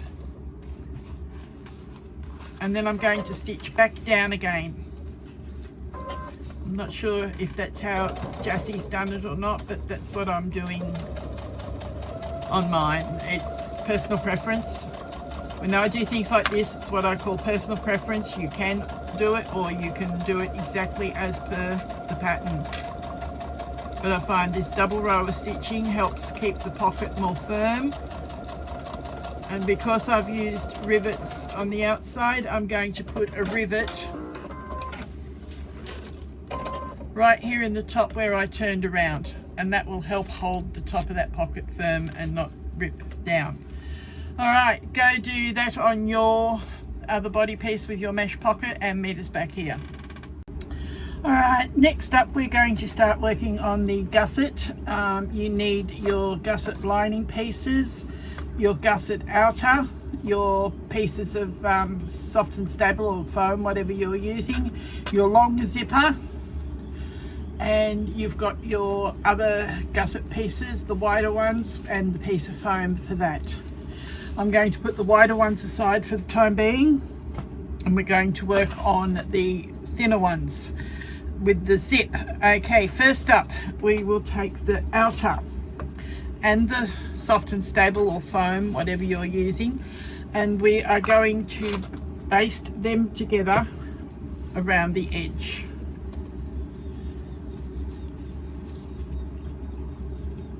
Now I'm working with leather again, so it could start sticking on me. I'll see how I go.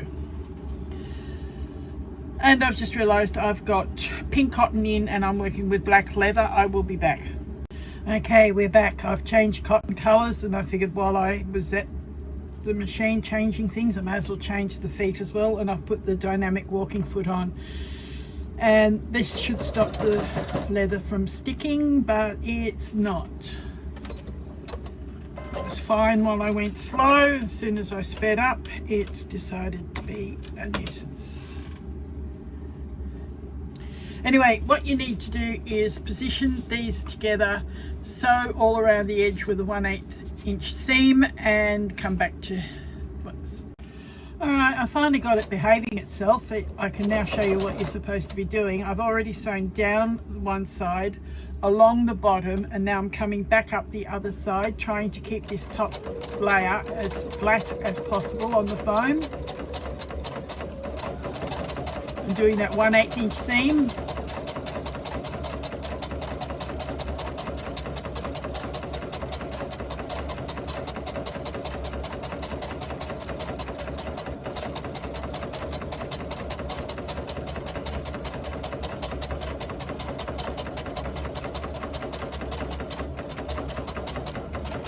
Nearing the end. When we get down the end, we will stop with our needle down.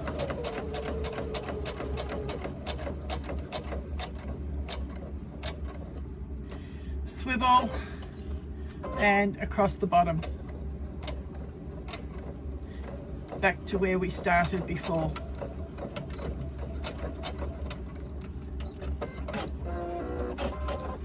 Alright, so that's what we have, is our top layer sewn to the foam. Now I've got a couple of areas I'm going to have to trim where I didn't cut it as narrow as I should have. It's not because the fabric has buckled, it's because I didn't cut accurately. So if you've found the same, trim your foam off as well, make sure they are level. We don't want any excess to have to try and deal with down the track. Okay, do that to the other one and meet me back here. Okay, now what you need is your zipper, and you need your zipper right side up. You need one of your piece of F with the foam that we have just dealt with.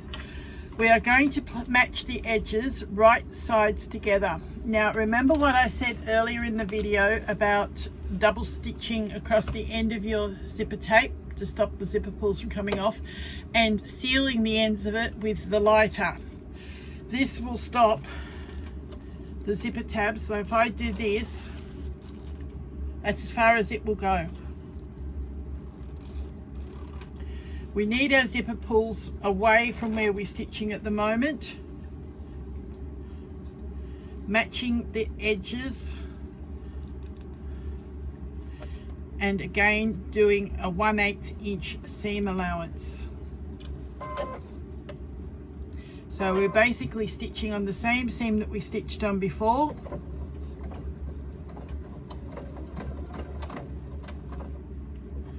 And I haven't got it in enough for the walking foot to catch on it. Now I have.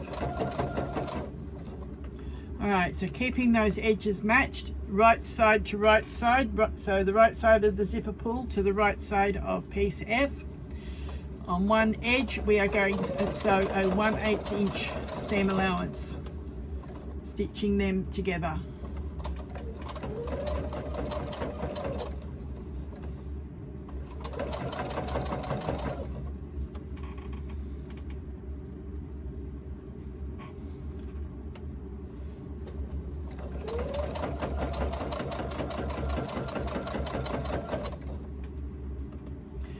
Do that all the way along. Because I've got the foam on the upper side, the walking foot isn't being interfered with by the zipper teeth. Depending on what you're sewing with, you may need to have your zipper foot on. Alright, so that's sewing 1/8 of an inch on the zipper tape, and the same on the piece. I am now going to move my zipper pulls all the way down past where my foot is.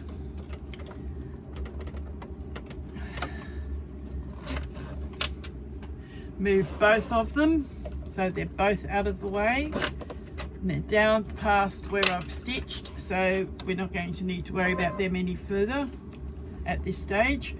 Continue doing our 1/8 inch seam until we get to the other end and we've stitched the one side of the zipper pieces to the zipper tape. Okay, I'll be back shortly. Alright, next we are doing the other side of our zipper tape. We're putting our lining piece on. I have marked a 1/4 inch seam all along the edge of that lining piece. We are lining that up with the edge we've just done the 1/8 inch seam with, but on the wrong side of the zip, with the right side of our lining facing the wrong side of the zip. So we're making a sandwich of the zip. I've had to go back to my zipper foot for this. So now we sew a 1/4 inch seam. Sew that all the way to the end and come back. Alright, once you've got that done, you are going to now fold the upper piece outwards and the lining outwards towards each other. Match those ends. I am pulling it as much as I can to press it down as much as I can with my fingers, because neither of my fabrics can be pressed at the iron. If yours can, go press it now, and then you will come back and we will top stitch this edge next to the zipper tape, and we will baste the other edges together. So do that and come back and we'll go on with the next bit. Now, a tip for you, while you are trying to top stitch, make sure when you have it, whichever way you have, I have it this way in my industrial, I am pulling with my left hand both pieces and making sure those edges stay level, and I'm pulling with the right hand on the zipper tape to make sure that has pulled out as much as possibly can without ripping the seam. Alright, after you've done that, what you've got is a nice firm unit on the one side of your zip. Now you're going to take your other piece of outer, right side to right side with the zip, and do a 1/8 inch seam on it.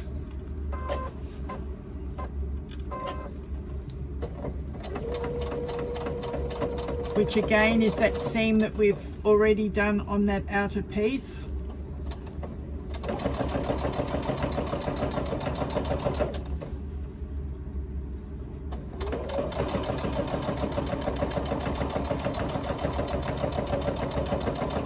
My machine before must have just been having a little bit of a hissy fit, because now it's working with the normal foot again.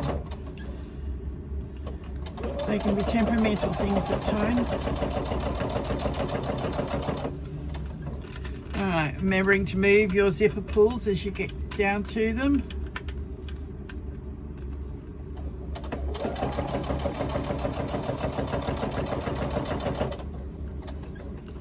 I'm going to move them back past where we've sewn. Both of them go together and continue on to the end.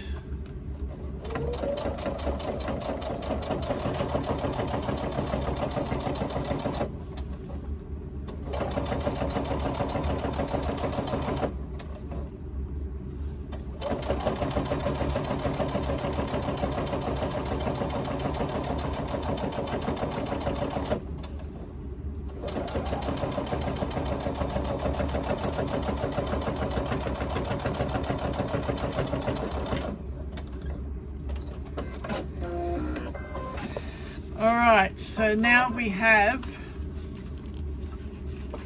that, but we only have the lining on one side. So now we come back and, keeping the zipper flat like that, flip it over and place your other lining piece on with your 1/4 inch seam, and then you can go ahead and do the top stitching and basting like we did before, and we'll end up with a new zipper unit. Do that and come back. Alright, once you're finished that, on the right side, this is what you have. Your top stitching next to the zipper tape and your basting stitch all the way around the edge, and catching on the back as well. So that's your lining and your outer all attached to your zipper, creating a new zipper that's going to be referred to in the pattern. I'm going to take a break and I'll come back. Okay, what I'm doing at the moment now is, like we did before on the zipper pieces, is I am basting my foam to the outer gusset piece. I had actually started doing something with it and had made a mistake, and I had to unpull it all, so that's why there's little cotton thread showing. Also found that the camera hadn't started, so it wasn't recording. I've had to come back and redo it.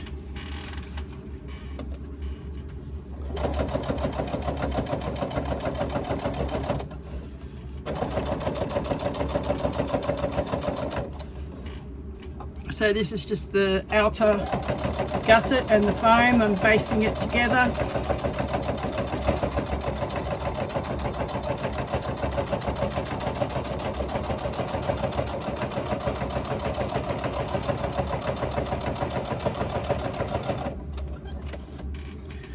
Alright, now what we do next is place that against the zipper unit and baste it together. So again, a 1/8 inch seam. I'm not sure I understand. Siri, go away.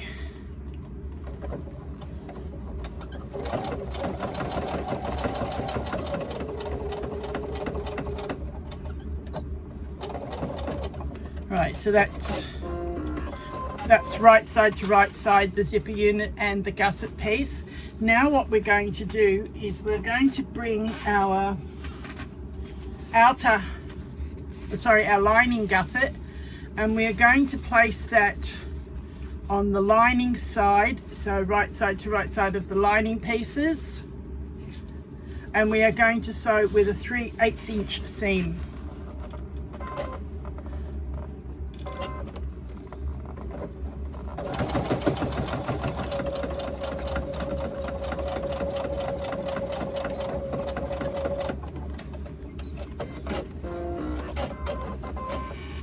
Now we come down and we do the same with the other ends.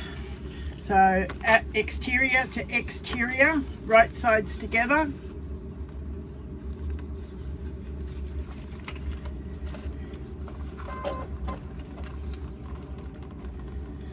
And baste it. So a 1/8 inch seam.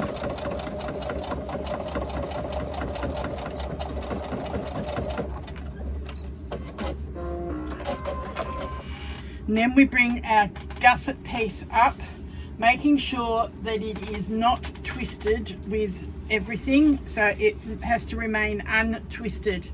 So make sure that when we pull it through, it is not going to twist. So that is correct. So just check yours before you make this seam, and again a 3/8 inch seam.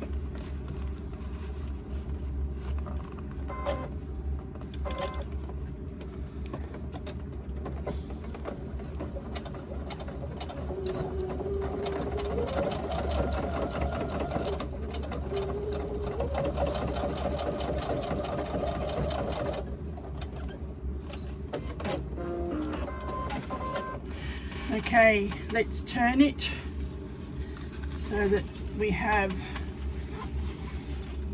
gusset unit together and zipper unit together.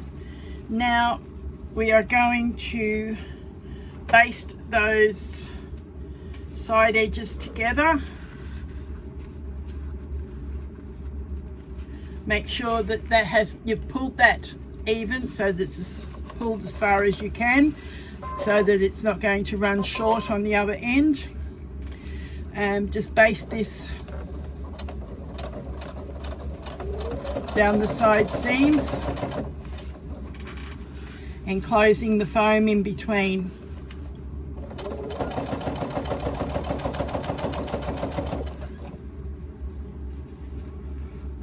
This is where you'll find out if you have twisted your unit or not.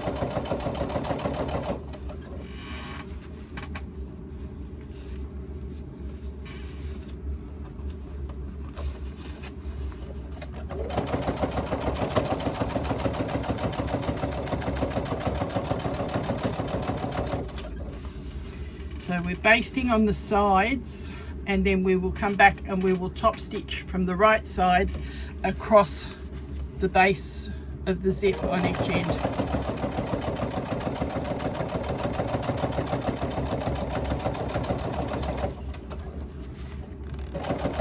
Alright, if you've pulled your unit properly, the edges will match, which mine are doing. So go ahead and sew them on and then baste the two units together. Come back and I'll show you what it's like once we've top stitched. Alright, once you have done that and top stitched it, this is what it should look like. And the other edges down here are basted on a 1/8 inch seam. Now the next part of this, I'm going to actually turn it inside out so that I can work with it easier at the domestic. Remember I said I had decided I am going to add the piping? Well, this is where I'm going to add it, here on the gusset. Now I'm going to pick one of these seams here so that it's not quite as obvious, because we've got a seam, it won't be noticed so much. I'm going to actually angle that down and start stitching across. Now I want to place this piping part at what will be roughly that 1/4 inch seam that we're going to use when we join our pieces together. And again, I need my zipper foot.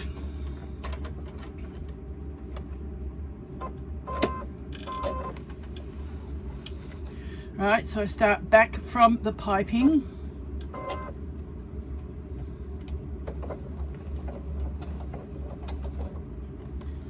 And I need to just come up and stitch across the piping. It's just a little bit bumpy trying to get it going here.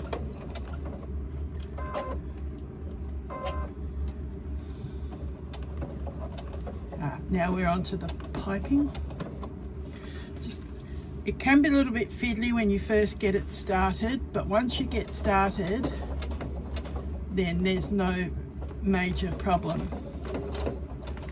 But like I said, you need to stitch this roughly where the 1/4 inch seam is going to fall on your gusset. Now we are again stitching up close to the edge of the piping cord. Because I'm using black thread this time, you'll be able to see where I am sewing.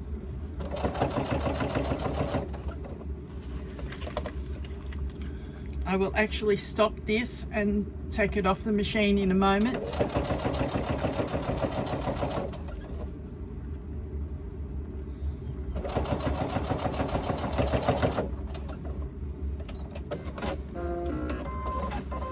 All right.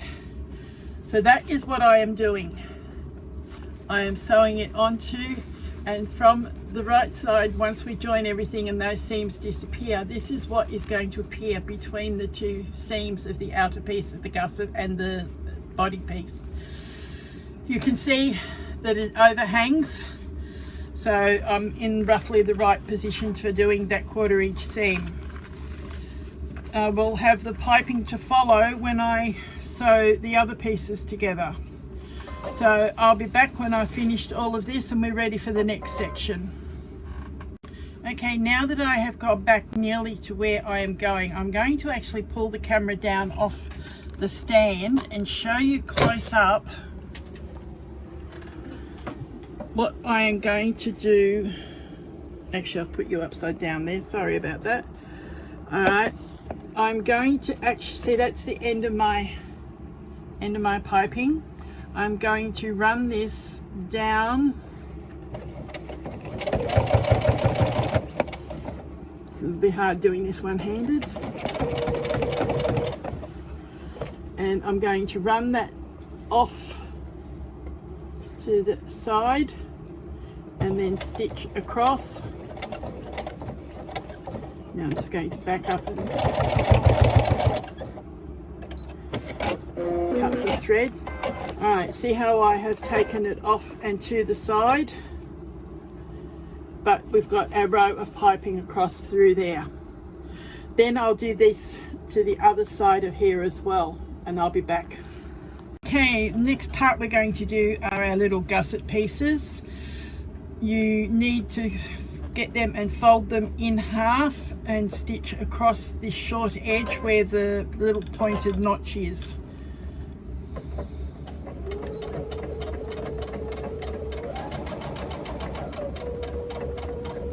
That indicates where your seam line is. Do that to both of them, then turn them through the other side like that. Then you will press that seam. I'm just going to finger press it at the moment.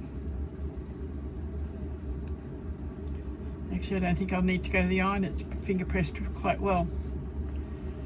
Then you're going to press it down, get a nice neat edge. Quite often with some of the cottons, fingernail or finger pressing something like this will actually do the job of not having to go to the ironing board. Then if you've got a directional print, which I technically have, you need to make sure that when you do the print placement that you show the right side out, so right sides so put your right sides together like that when you're going to do this little fold and top stitch. I believe that's what she is saying in the pattern. It does not overly matter if I've missed and put it the wrong way, because I'm pretty sure I've probably done it somewhere else in the pattern as well and cut it the wrong way. Some directional prints are noticeable, others aren't, and this one isn't really all that noticeable. Flowers can be all different ways, butterflies can be all different ways, so I'm not really bothered. So go ahead and do that. I'm going to do the other one and top stitch them on the industrial, and I'll be back. Okay, I've just gone back and looked at the pattern again. Before we do the top stitching of that bit down there, we need to top stitch the bottom and the top of these. So do that to both of them, and yes, it is the right sides together when you fold it like that, and then do a row of top stitching down there. I'll meet you back here. Alright, there's your two gusset pieces done and top stitched so that they will fold when closing and opening. Now you need your gusset, this gusset piece and these little gussets, so your new zipper it's now called, and your gusset piece, and you are going to stitch them with the fold facing towards the inside of the bag. So this fold piece will go against the lining, and you're going to place it 3/8 of an inch above the zipper seam. So 3/8 of an inch above, and this top stitch seam is on the top. Then we are going to stitch them down the sides of the zipper to hold them in place.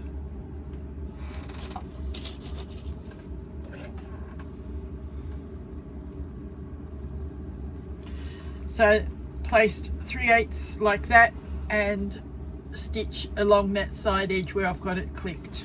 Do that to all 4 seam pieces of that and come back.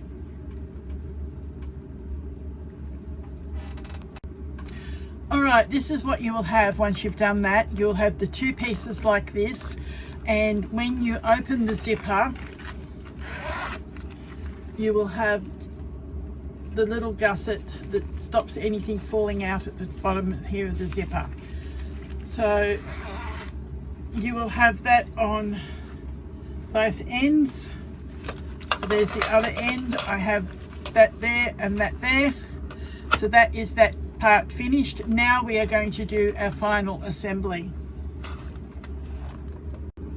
Okay, now what we need to do is pair up our front outer body unit with the lining that has the mesh pocket. The back outer unit with our snap pocket piece. Put the back pieces away just for the moment, and we'll work with these. I'll come back as soon as I can. Okay, sorry about that. I had a weird feeling that I was pairing and going on with the wrong bits, but we are working with the front units first and our zipper gusset piece. So taking your front body, so that's that piece, and your zipper, you are now going to match up the centers of the zipper unit. So for this, match up where you top stitched and find the center and mark that. I'm just going to mark it with a clip, and do the same with the lower section and mark it with a clip. Then I'm going to fold the outer body sections, find the center and mark it with a clip, and the same at the top between the handles. We want the handles to match each other, and then find the center piece from there.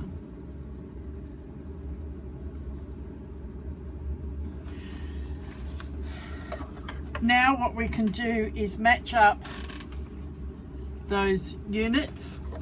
So the clips that we've placed, that's why I used the blue and the red, so matching my two blue ones. I know that that is the two top centers, so matching them up. And then again matching the bottom gusset piece with the bottom of the outer unit and pin them together. I'm going to come back because I'm going to clip the excess of this piping out of the way so I can do it a bit easier. Alright, I'm back to where we matched up those centers, and much easier to see now that I don't have that extra overhang of the piping. Now we are going to find the center between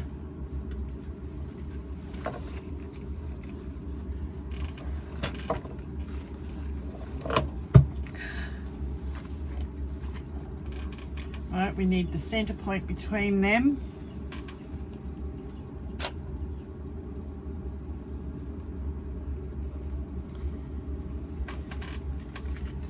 And the center point of the outer.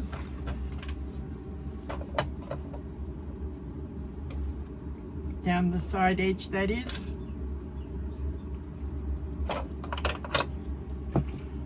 And we match those up. So we're matching center, top and bottom, and center, left and right.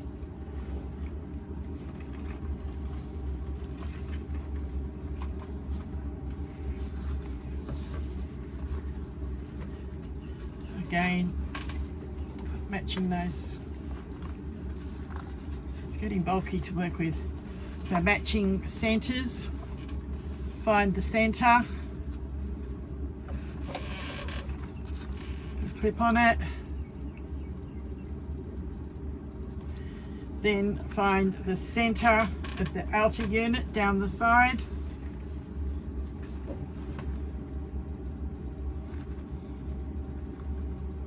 and match that with the clip.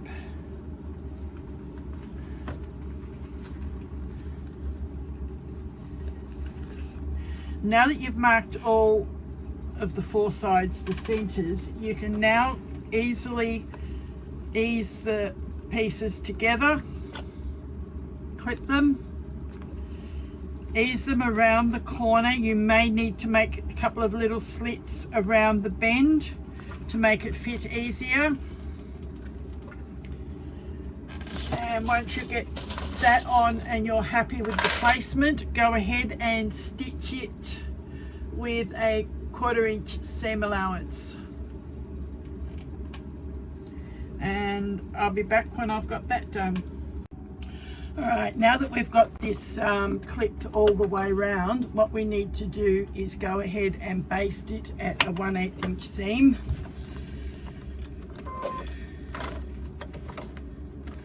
So that is just the narrow seam again, just the exterior and your gusset.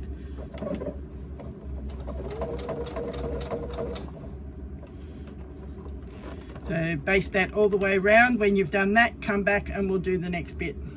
Alright, once you've got that sewn on all the way around with your 1/8 inch seam, you now need your piece with the mesh pocket on it, and the mesh pocket will go towards what you've just sewn. Make sure that this zip on your front piece is open. So this zip here, just above the front pocket, needs to be open so that you can access the opening there. Now you need to again clip this all the way around, matching your centers like we did before, clipping around the corners if you need to make it fit. And this time we will sew with a 1/4 inch seam. So once you've done that, come back and we'll do the next bit. I forgot to mention, make sure the top of your mesh pocket is facing the top of your bag so that you don't have what we call a secret pocket when you turn it and suddenly find that your pocket is upside down. So the top of your mesh pocket needs to be to the top of your bag. So wherever the top of this pocket is, needs to be the top of your mesh pocket on the piece that you're clipping on now. Apparently the other thing that you need to make sure you have done is, before you finish clipping this, is that you've unzipped your zipper gusset. So unzip the main zipper. It will make it easier to be able to feed that down to clip it.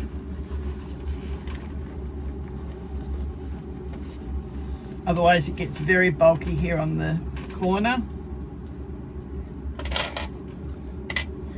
Going to take some out so that I can unzip it a bit better.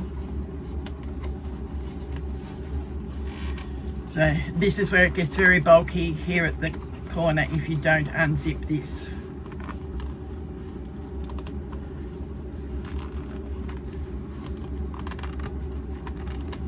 See how you can now push half the bulk down out of the way and you haven't got near as much to work with. It's much easier to manipulate.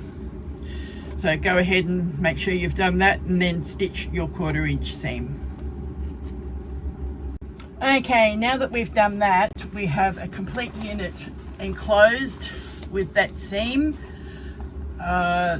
Next step is to birth this section, and we are going to reach inside this pocket. Now I'm going to get my hand this way, in through the zip, and start pulling the bottom. I'm going to actually try and roll those corners downwards. Roll the corner down like that and start pulling it all through the opening that we left with that zip. See how it's starting to come through? Now I have trouble birthing because of my hands, and I don't want you to watch me struggle like I usually do. I struggle more than most people because of the weakness in my hands. So there it is, starting to birth through. I am going to keep doing that off camera and I'll come back and show you once it's turned. Okay, once you get it through, mostly you've just got your corners to poke out. I've just gone and got myself a metal straw. I don't have any chopsticks here that people use. It's just so I can poke this last little bit out. I've already broken a nail turning this. See how now it is popping out, just pushing it a little bit further. Up to the next corner and keep poking that till it pops. It's just finding the right area to pull and push on.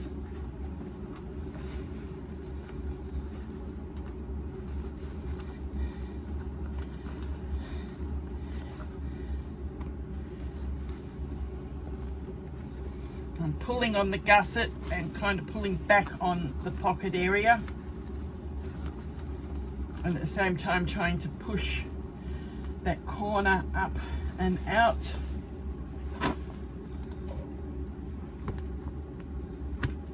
There we go, it's starting to come out now.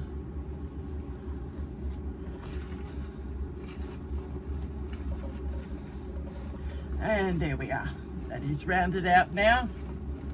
Make sure all 4 corners are rounded out nicely. And just go around the seam, make sure it's pushed out nicely. And one last corner to push out. Again, just get a hold of the gusset and pull it.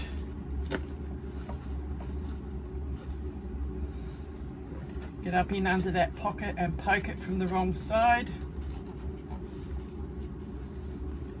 There we are, we have that part nicely pushed out. When we do that zip up again, there we have the front of our bag, all nicely pushed out. Now we're going to repeat all of that.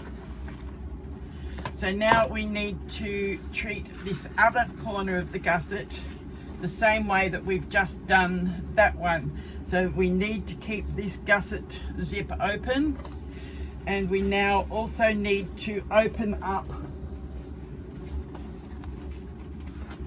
our back zip. So the zip that we put in on our back, we need to open that up, make sure that is open so that we can access the bottom of that pocket. This one shouldn't be quite as hard because you have a wider area in which to be able to poke it all through, but we repeat the same as we did with the front. We now go around. I'm going to actually do my zip up while I attach the gusset, and then I will undo it before I stitch.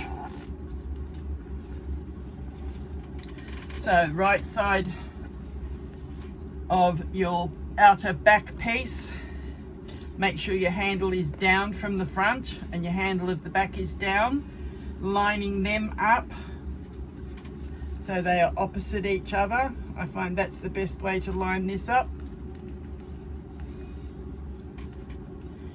And start clipping.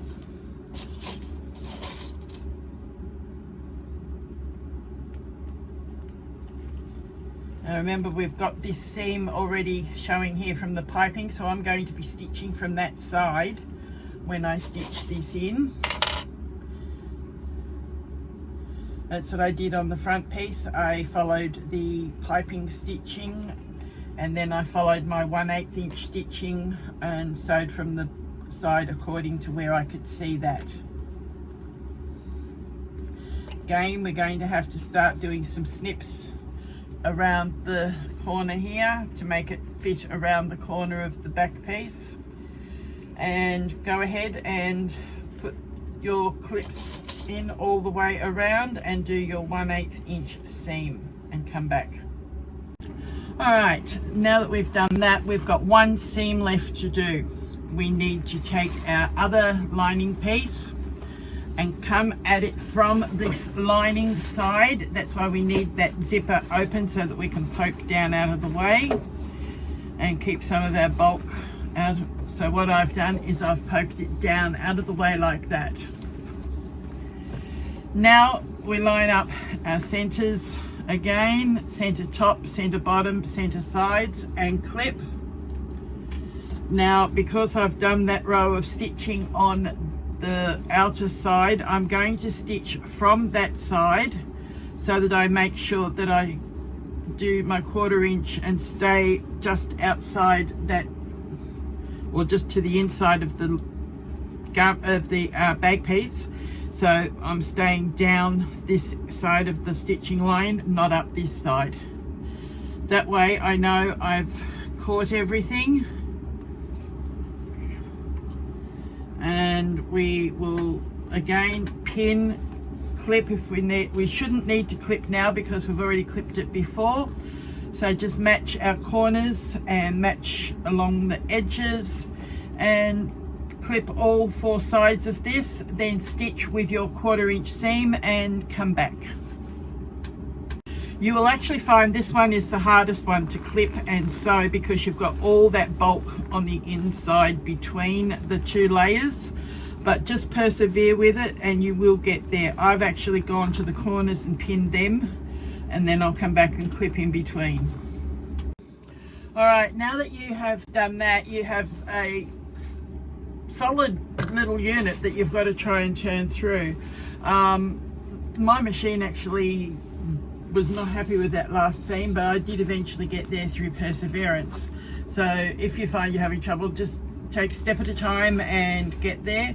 Now what we're going to do is we are going to reach in through the bottom of this pocket, in through the open zip that we did in the back pocket, and we are now going to pull the whole lot through this pocket,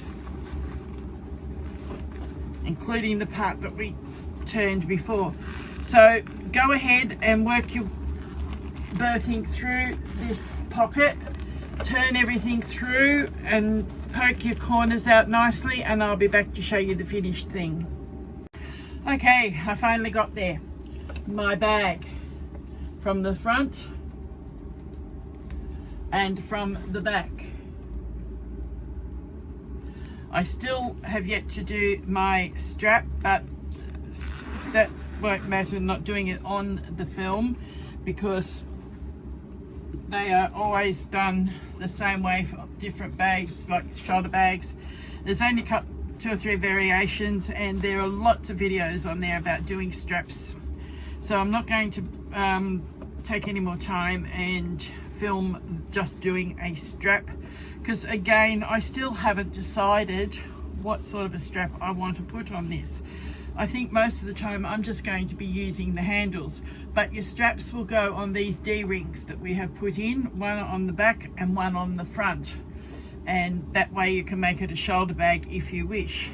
Here is the side. When opened up, you have your little side gussets.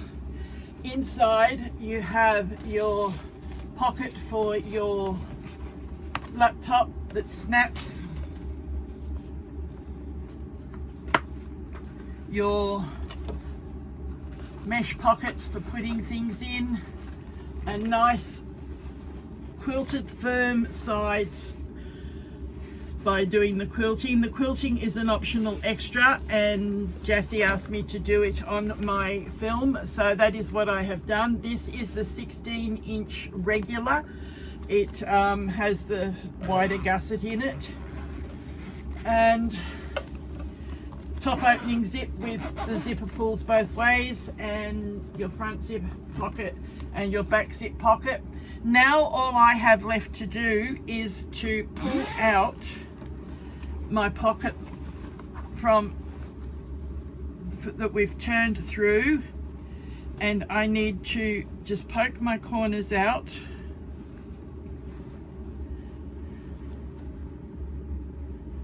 then I need to press that opening inside so that I have a nice even fold on which to stitch. I'm just going to finger press it and then we stitch that closed with a 1/8 inch seam and poke it back down in our pocket. Do that to both front and back pockets, and that's all you have left to do. Thank you for watching, and good luck with your Sewfisticated laptop bag.